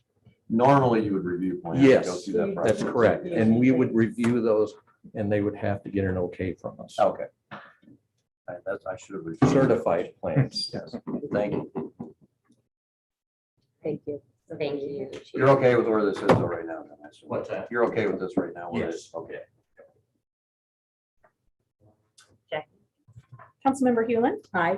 Parker, Aye. Dalby, Aye. Schroeder, Aye. Beach, Richardson. Aye. Come to mid-swallow. Okay, moving on. Other business under 9. We have a discussion and direction on the city manager job description. And then we have Charlie's interim city manager report. So we'll start with Courtney. Mayor and members of council, Courtney Silliman, Human Resources Director. Tonight, I'm just looking for direction on any changes that you have to the city manager job description before you, so that we can begin advertising and approving the recruitment with GovHR. Any questions? Anything changed on this from the previous? Job Other than descriptions? the few Scrivener's errors, misspellings and punctuation. Sure. Under the minimum qualifications, there was a Scrivener's error. And then Charlene with GovHR did recommend that we change it to desired for the 3 years of progressive public administration experience. What did it say before? Referred. Good job, missing that preferred. Yeah, preferred. That is the only thing that changed. Okay, great, thank you. Anybody else have any questions?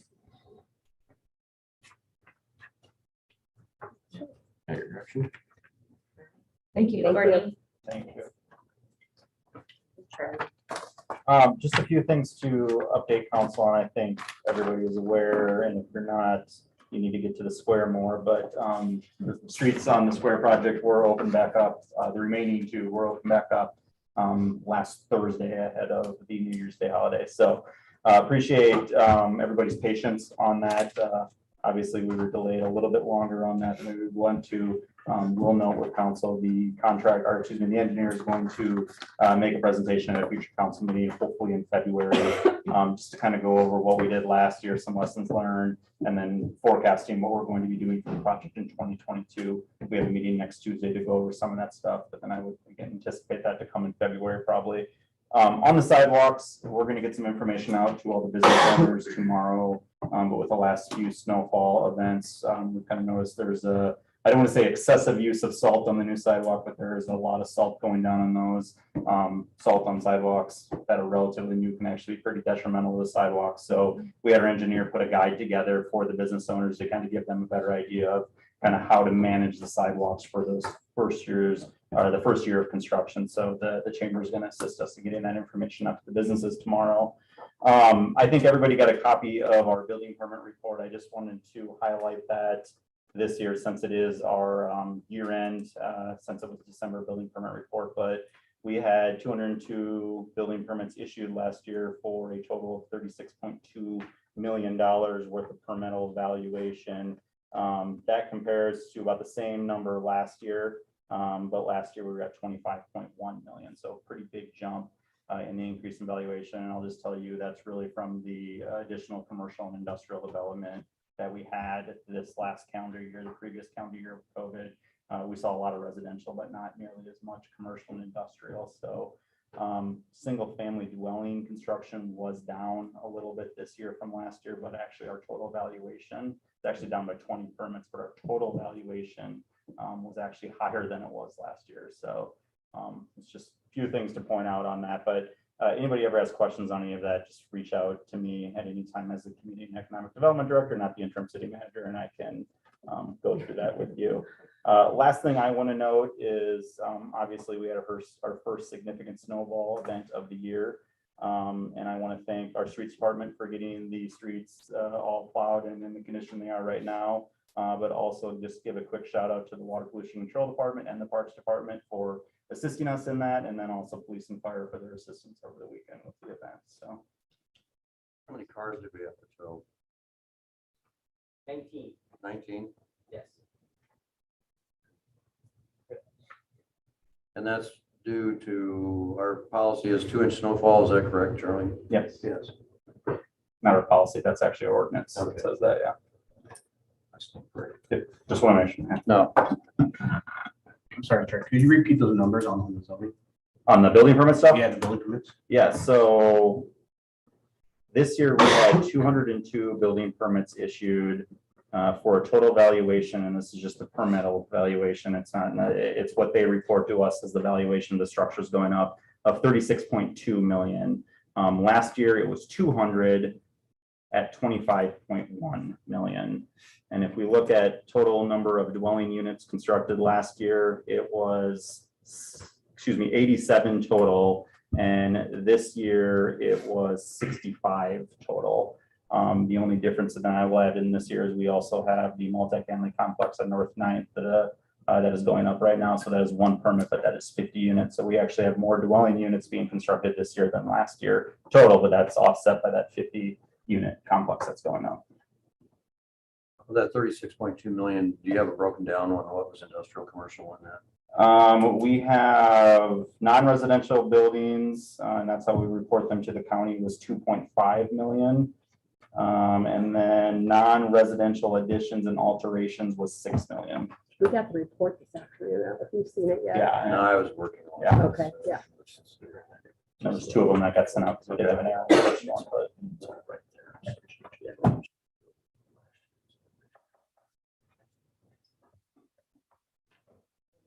Any other questions? That's report now. Get a motion to adjourn. We do have a study session after break for how long do you guys? Break? 5 minutes? 5 minutes for the bathroom, and then we'll come back online, but we get a motion to adjourn. So moved. Thank you. Thank you. All right, we'll be back in about 5 minutes. Aye. Oh, sorry. Go ahead. It's I guess so excited. Oh, all right. So all those in favor, aye? Aye. Nay? All right, this was a long one, so we'll take that.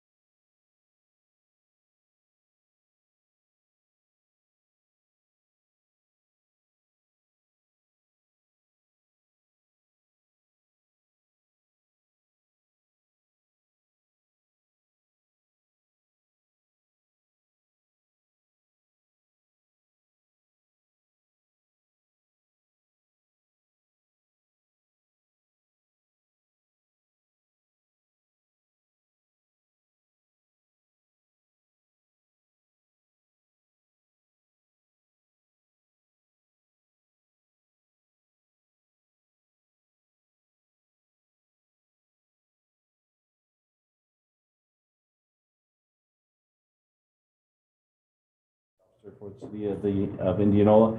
And I just want to go briefly over the budget. I know that some of you are new to the budget, whole budget process and everything for the city. We are about halfway through, so I do sympathize with you. It can be a daunting challenge. I've been at this for about 15 years, and it is a complicated process. But we've established a budget calendar that's been distributed to you. That's part of our budget process. You see, we're at the beginning of the second row. Once we started January 1st, we're going to be really into the budget process and follow some steps that are mandated by state law. But I'll get to that. At the towards the end of the presentation as far as the next steps in the budget process. But for tonight, just want to go over our agenda here for tonight. We're going to talk about some proposed personnel changes that we'd like to make for the FY23 budget. Some other significant changes that will have an impact on the budget. The civic organization request, we besides the money that we distribute to CVB and Bravo from the motel tax revenue, we also have a certain amount of money that civic organizations such as the Chamber and the National Balloon Classic make requests, and then the council decides whether that request will be funded or not for the fiscal year. And then again, I'll talk about the next steps in the budget process. So talking about the major personnel changes, starting out with community development, they are seeking a new associate planner. Salary and benefits will be about $96,000 additional. And this is all to streamline a better process of site plan review, and also to allow Charlie's dealing a lot with planning and zoning issues currently. This will allow him to also deal with more with economic development and seek out new economic development opportunities. The police would like to move one of the part-time clerks to a full-time. Currently, I'm not sure what their hours are, but this will allow them to move more towards a 24-hour staffing of the police lobby window, so the better service for the public. Fire and EMS, they like to promote 3 personnel to captain level and to provide more shift supervisory efficiency. They are looking at a SAFER grant later to add 3 additional personnel. As you know, I think it's, where did he go? I think their service area is 125 square miles. How much is it? Sounds about right. Yeah. I think he keeps saying 125 square miles, but it's a large area, and they have a lot of calls. And when they get a call for EMS, of course, there's not a hospital down here, so they have to transport them up to Des Moines. So if another call comes in, you can see where they get quite busy. So he's seeking 3 additional personnel to help out with that workload. The SAFER grant, we're not currently including that into the budget because we don't know if we're going to be getting it or not. If we get it this year, well, and it starts this year, likely it'll start next year. Or the following year in FY24, but it does cover the first 2 years. It covers 75% of salary and benefits. City picks up the other 25%, and then the third years is 35%, and then after that is 100%. And then the streets, they're looking for 2 additional full-time employees, and then promoting one of their current employees to crew leader. And you see the cost there, $200,000. This is to provide more on-site supervision for that crew leader, and then to help out with the workload that they're currently experiencing. Because as the city grows and we have more developments, there's going to be more work on additional streets to take care of. I asked the AP that he's doing a presentation at the next study session. So he was going to go over that briefly again, his request for the next budget year, as well as for those additional personnel and why those additional personnel is needed. We did see an increase in our road use tax fund revenue because we did have an increase in population. but we'll have to monitor that because, you know, the census is only every 10 years. So you only see that significant bump in a city that increases in population every 10 years. So it is something that we're going to have to monitor. Other significant changes, Warren County Economic Development Corporation had Director Rachel Gokin. They're requesting an increased contribution up 25,000. Currently, the city is contributing 25,000 to be part of that, and they'd like to increase it back up to 50,000. Currently, Norwalk and Indianola contribute the same amount. They want to increase their business grant funding and then hire an additional staff member in FY23. And that money is not part of the hotel motel tax revenue. It's some in a separate economic development section of the budget, mainly funded through property tax and through reserve. IMU, as you know, IMU is going to their own payroll services, and that will take 12,000 away from the city as far as shared services revenue from IMU or from the city. And then they're also going to their own IT services, and that's about 61,000 that from shared services revenue from the city. And then other anticipated requests, you had a presentation earlier from HERDA. The council will need to make a decision on whether or not to fund that request, either the full amount for what they're requesting or a smaller amount. And then you should have received an invitation for January 26th to attend the meeting in Norwalk. The Des Moines Airport is looking at expanding, building a new terminal or expanding their current terminal and their site layout. And so they're looking at getting a grant from the state, and they're requesting assistance or a match from the counties and the cities surrounding Polk County. So they're requesting quite a bit from Polk County, from Des Moines, from West Des Moines. And what they're looking at from Warren County is $1 million. And how that's divided up between the county and the cities, I mean, that's something that needs to be discussed.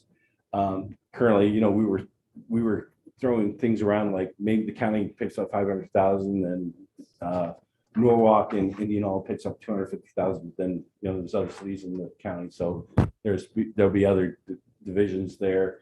And then where do we come up with that money? The airports talked about doing it over 5 years, and where that money would come out of our reserves or from other sources. So again, January 26th in the evening in Norwalk, we can resend that meeting invitation out if you don't have it. Andy, we'll need to, if more than three of, I plan on going, but if more than three of us go, we'll need to put that on a public. Yep, we'll have to post an agenda. Yeah. Okay. I can attend, so that's okay. I think probably something honestly we'll I'll probably just post post it. regardless. And Yeah. That way, Yeah. we In just, case everybody is able to go. Yeah, that's typical how we handle that stuff. And okay, so our next topic is the FY23 civic organization request. We sent out a letter to civic organizations that the city has contributed to in the past, beginning of November. And then we request that they submit those by December 1st. There's just been a slight change this year. The state auditors made a requirement that the city show a public purpose for that expenditure, for the contribution for the tax audit, because it's paid either out of, you know, tax revenue, you know, property tax or hotel motel tax. So we had them complete an application to let us know what the purpose for their request. You see the figures here.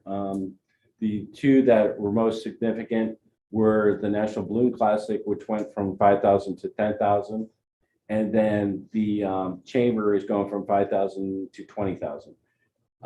They're looking at 5,000 for what they normally do currently to for economic development efforts and get word out about think Indianola first and things like that, campaigns. But they're also looking at a dedicated tourist website and creating something like that. So our hotel motel tax, we budgeted currently for FY22 at 150,000. What it's looking at, it's currently trending to be 200,000. So that's what we're increasing it to for FY23. Parks and Rec, we normally take 25,000 from the hotel tax revenue and transfer that over to Parks and Rec for their expenses. We have a Bravo and CVB 28E agreement where they we give them 2/7 of that revenue. And so you'll see the numbers there, which leaves from that original 200,000, it leaves 60,714.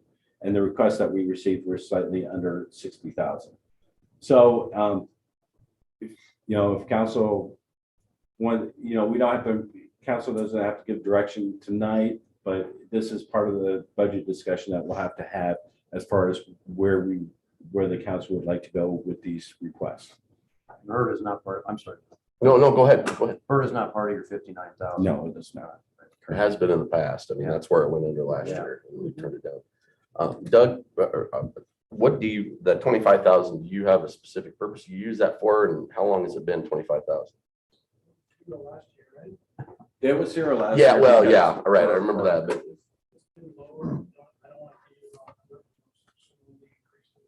okay. Okay, all right. I thought it had been 25 for a while. I thought if we needed to bump that, then well, yeah. I just want to make sure that has been. I think except for last year because of COVID, because the hotel tax revenue been low. Yeah. It was lower. It's been 25,000 since I've been here. So I thought it's been for a while. So and it goes into the Park and Rec admin. Okay.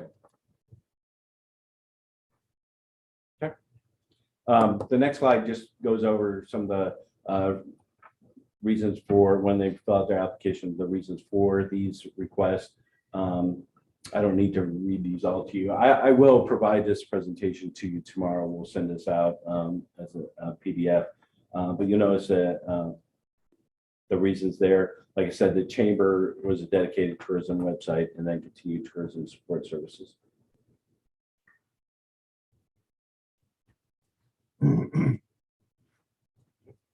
We just need to get your direction before the public or at the public hearing. Yeah, as we part of the budget adoption process. Okay. Well, I'm sorry, what was ICYF was 2,000 before, and then we bumped it up to 5,000, correct? Was I looking at that right? It was 5,000. They had developed Helping Hand. Was it Helping Hand? Yeah. Oh, The food I think pantry. it's a great use Well, of funds. My son's actually one of the ICYF kids, and he's doing the mentorship in the middle school with the kid, and it's a great, I mean, that is. What that 5,000 was though was for we did 5,000 for 5 years when because they came and asked for when they did the food pantry at Helping Hand. Larry McConnell came in and spoke and asked for 25,000. So we did 5,000 a year for 5 years. So that ended last year, correct? Correct. Or this. I think it was like 5,000, 7,500, 7,500, and then 5,000. Yeah, I can't remember exactly. Yeah, but anyway, so that's what. So now they're just asking for funds for use. So yeah, And that mentorship program seems they're to be doing a going mentorship really well program in their middle school right now. So that's good to see. Doug, on the National Balloon Classic. So is the facility not self-sustaining by itself? The city chips in to help with field maintenance and projects? Correct, yes. Okay.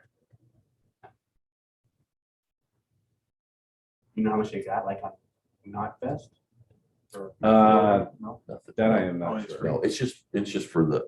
Oh, you mean how much not best paid? Yeah. Oh, I don't know. Yeah, we don't know that. Does that go to the blue trustee or is it- Classic board, yeah. Like I said, their application process was part of the new state auditors push to make sure that these contributions have a public purpose. We will need to ultimately, as in the budget adoption process, pass a resolution approving the public purpose for any contribution that the council wishes to approve. These are our council decisions. We can choose to fund them or not fund them, or at what level. So just an FYI, this is our purview here. And some of what we didn't Yeah, fulfill like- the like request that last year, we they didn't. requested. Right, yeah. Usually rank them, Yeah. usually give us a worksheet, right? I did that one year. I don't think I did that last year. Same, I think in the years we did it, it was when we had more requests than we did funds available. Yes, So this year it's yes. a little bit different. Right.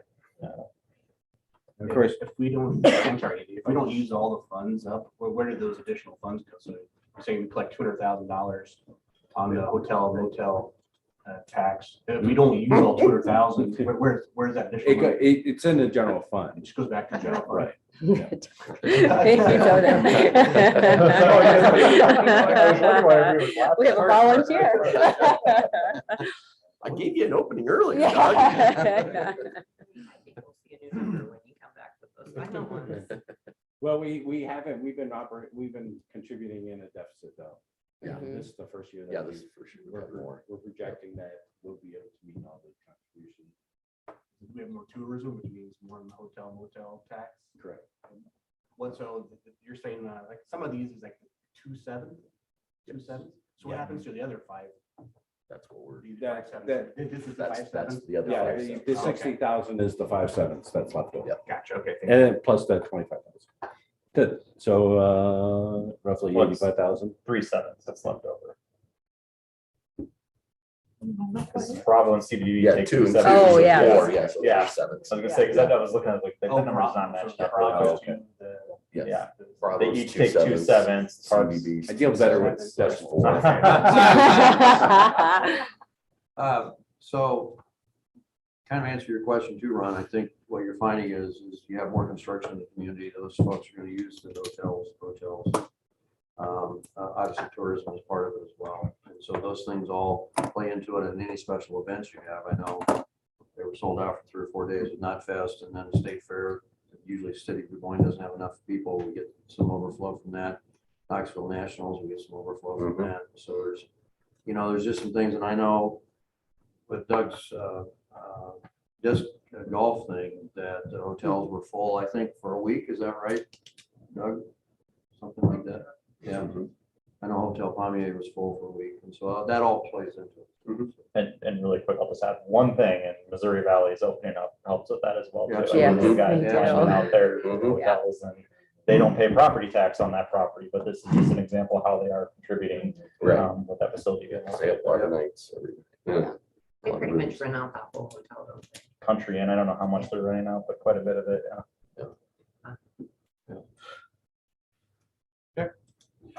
Some impact items still. Valuations, the county still unknown. We have not received our valuations yet for property. There's about 16 counties that are still out, including Polk and Warren County. Normally we get, by law, they're supposed to be due to us by January 1st. And normally we get them before January 1st. So I'm usually able to provide a little bit more information on where we stand with our valuations, but right now it's unknown. We did get our Tif reconciliation. We certify our Tif revenue that we were requesting for the following fiscal year. We request those December 1st. And then we get a reconciliation report from the county afterwards saying, okay, this is how much you certified and this is how much you're gonna get next year. We get a report like that, but we didn't get that report till last week in December. And so I think they maybe have some new staff members and are a little bit behind. I called Megan, the new Megan up there, Megan Minor. We took Megan Andrews' position there with the Board of Supervisors, and she said that she was not able to get a firm date as to when they'll be available. So hopefully it'll be soon. So I can, because that's kind of holding up the whole process. We've been able to work with the department heads and get budget numbers entered into our accounting system. I've got my spreadsheets all loaded up, ready to go. I know approximately how much property tax we need. And so I'm just saying, okay, where's the valuations? I know where we stand. So we'll get those soon. That's a county holdup or is that a state holdup? It's county. Yeah, county, because they got to file it with the state. GEMT funding, if you're not familiar with this is, I think it's Ground Emergency Medical Transport. I think that's what the acronym is. But it's a reimbursement program from the federal and state that the city of Indianola had just joined last year to begin this year for reimbursement from the federal government. for Medicaid transport. Normally, they only reimburse up to a certain amount. And then this will be additional coverage for those expenses. And we were anticipating 200,000 this year. We started billing. I think there was a hiccup in our third-party billing system back in November. They've been able to get it corrected. So at any moment, we should be receiving additional funding besides our ambulance service fees for the GEMT. So we're anticipating about 200,000, which with about a little bit less than 100,000 in charges that we have to administrative fees that we have to pay back to the state. But we were hoping to have some idea of how that was trending this year. But we not received it yet.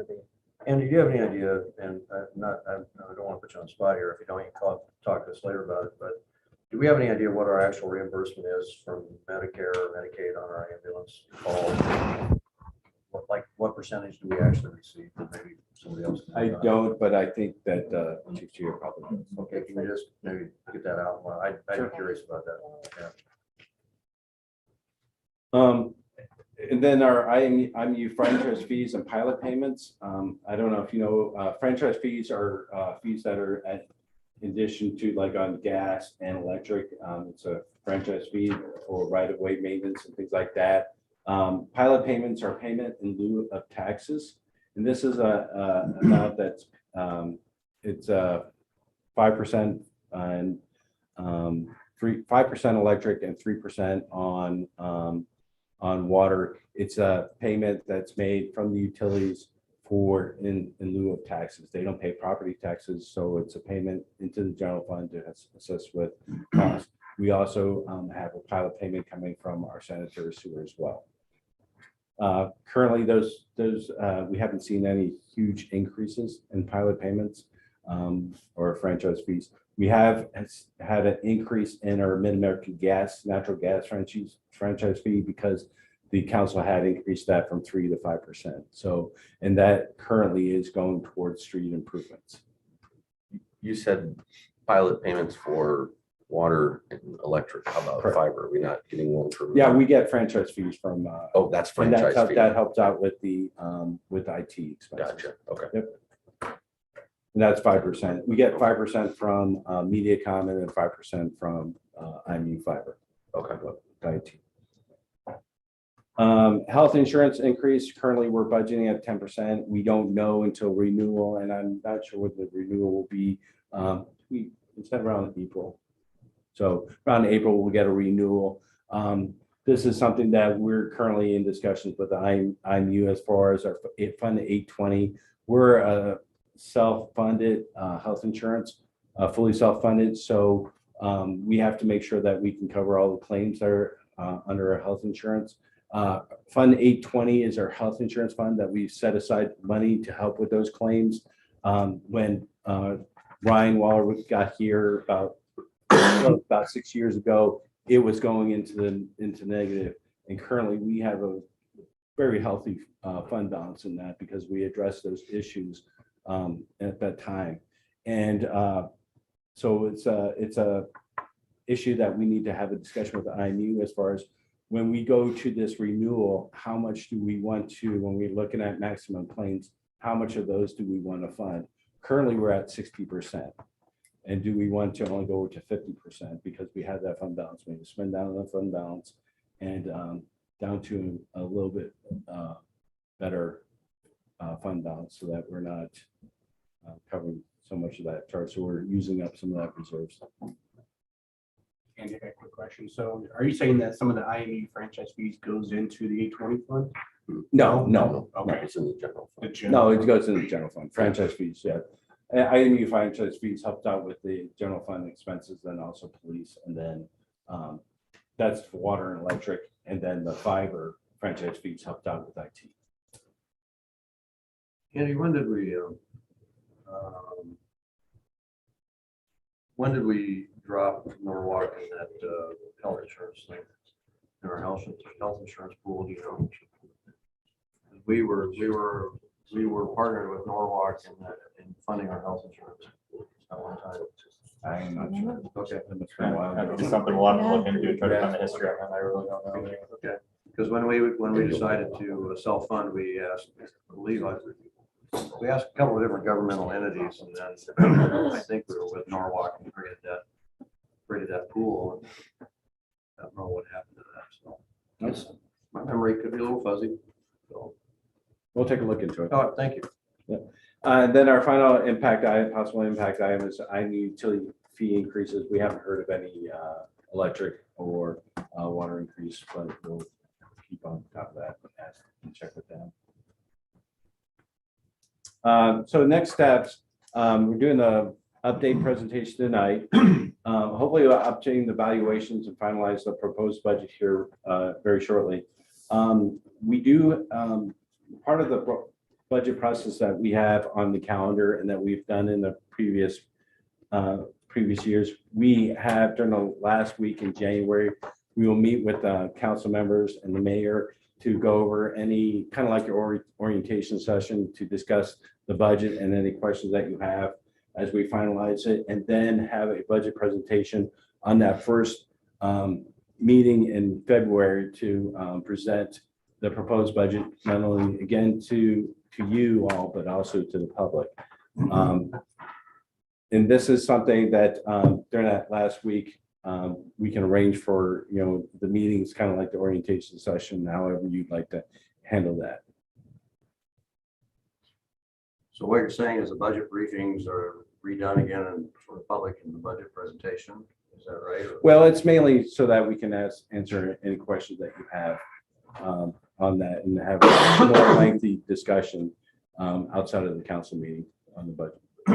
Well, I'm sure this will be something we'll talk about in the January retreat. But honestly, I'd like to go to a system where we have all the department heads present their budgets to the council and in an open session.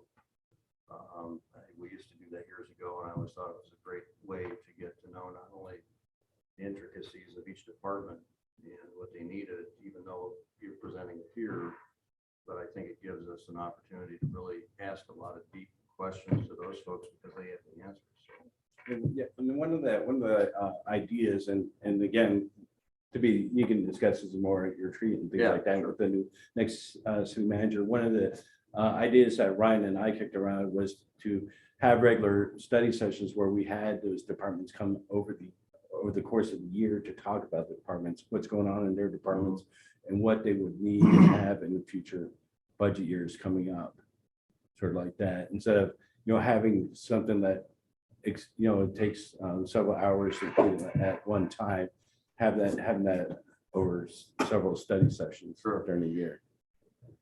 I know we're behind the 8 ball here from the new folks, but did the council already set the parameters of you folks of where we are with dollars and where we're going to, what we're going to do with the millage rate versus, and of course that's all dependent upon rollback and also dependent upon valuations. But do we have a number, or do we have an idea there? Because I don't know of anything out there right now. Currently, we don't have anything until we see what the valuation is. Okay.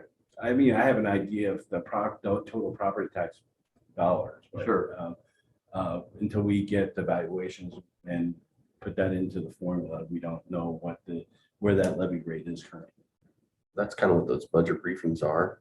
Mhm. It allows you to sit down, usually 1, 2, or 3 usually 1 or 2 council members with city manager and Andy, and you can really start digging into all that type of stuff. So, I mean, that's I say, kind of what those I've briefings are. appreciated that in the Yeah. past. I've appreciated You don't take the as much time opportunity as you to need ask to Andy be able to questions. just really dig into the budget and Well, and I don't disagree with that, but I do think that there is some value to all of the council members listening to that discussion at the same time, because I think if let's say you and I, John, we meet with the folks, and then Heather and Ron meet with them, we may have a different set of questions than they have, but yet we may not know the questions to ask that they ask. That's kind of where I'm getting. And so I think there is some benefit. This is something we can talk about the retreat. It's not going to happen this year. We gotta understand that. But I think there's something we really want to talk about a little bit about that process and how that all works. I would like to talk about that anyway. But so that will be something that maybe to think about in the future, if we all decide that's the way we go, and I may be the long horse out here. What I probably will ask of you, Andy, is a year-on-year analysis of where we are with those particular funds and budgets. I mean, like, for instance, where we were, as far as the $8.10 that we get, the $8.10 this year versus last year, where we are with the, what is it, 143, I think, debt service and the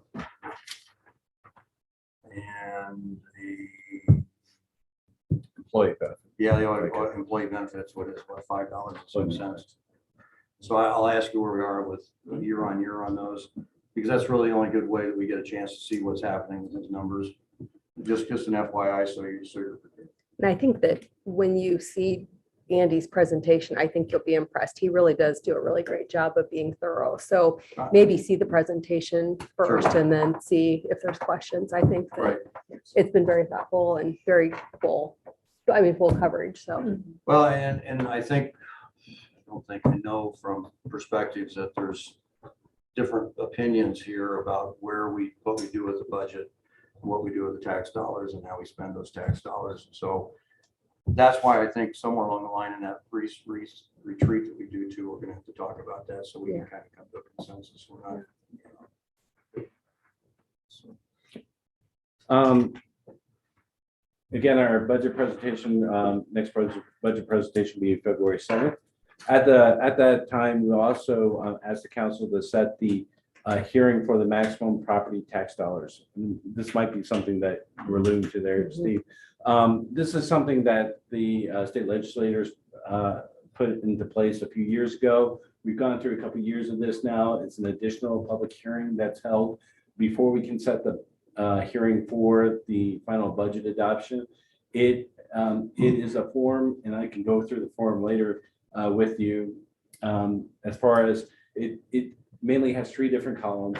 It shows you what you requested last year in property tax dollars, what your levy would be currently, and what you would have with the next valuation, and then what you're requesting and what the percentage change is for the property tax.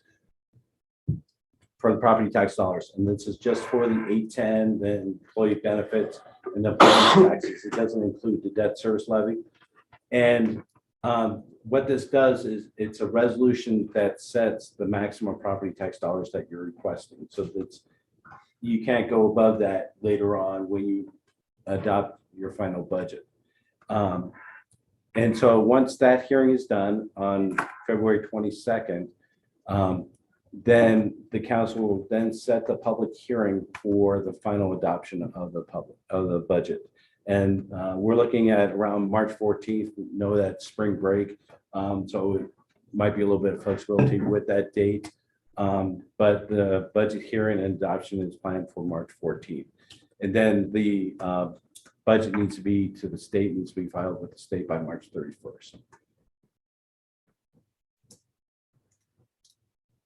Any other questions or? Awesome. Any other questions? So Andy, if we have specific things that we want to know are included or not included, would you rather hear about that now, or would you rather wait till the briefings? I mean, does that, well, Yeah, if you have questions about something now. okay, so for example, on the police department, I know they're very interested in body cams. They put in a request, so that is in there then? That is in the CIP. Okay.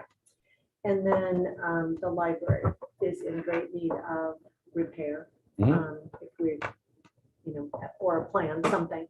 So is like, say, for example, boiler repair in there? Or, okay.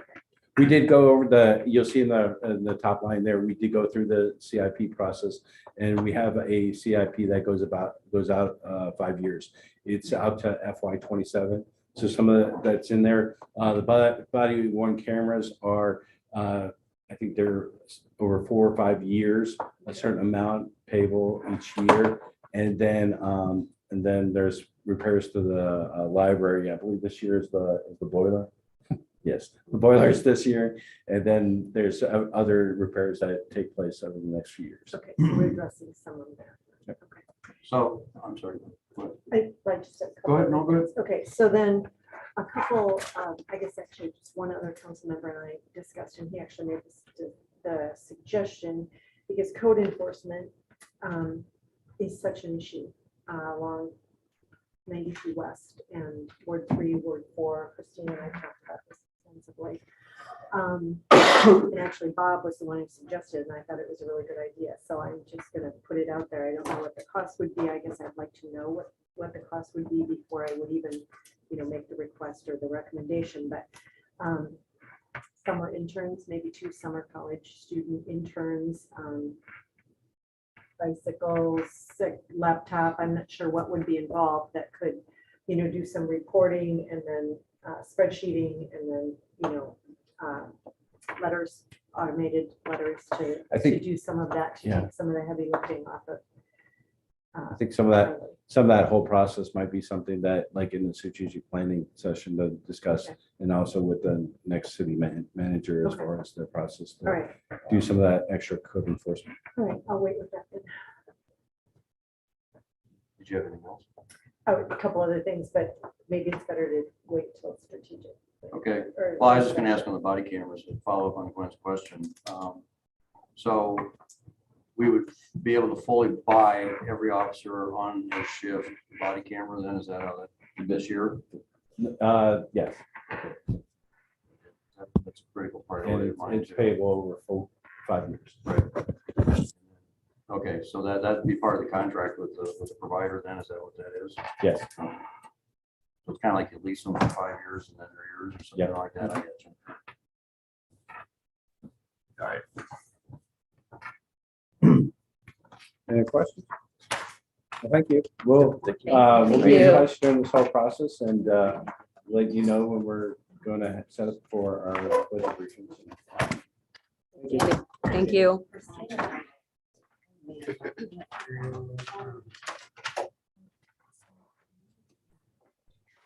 What's your schedule?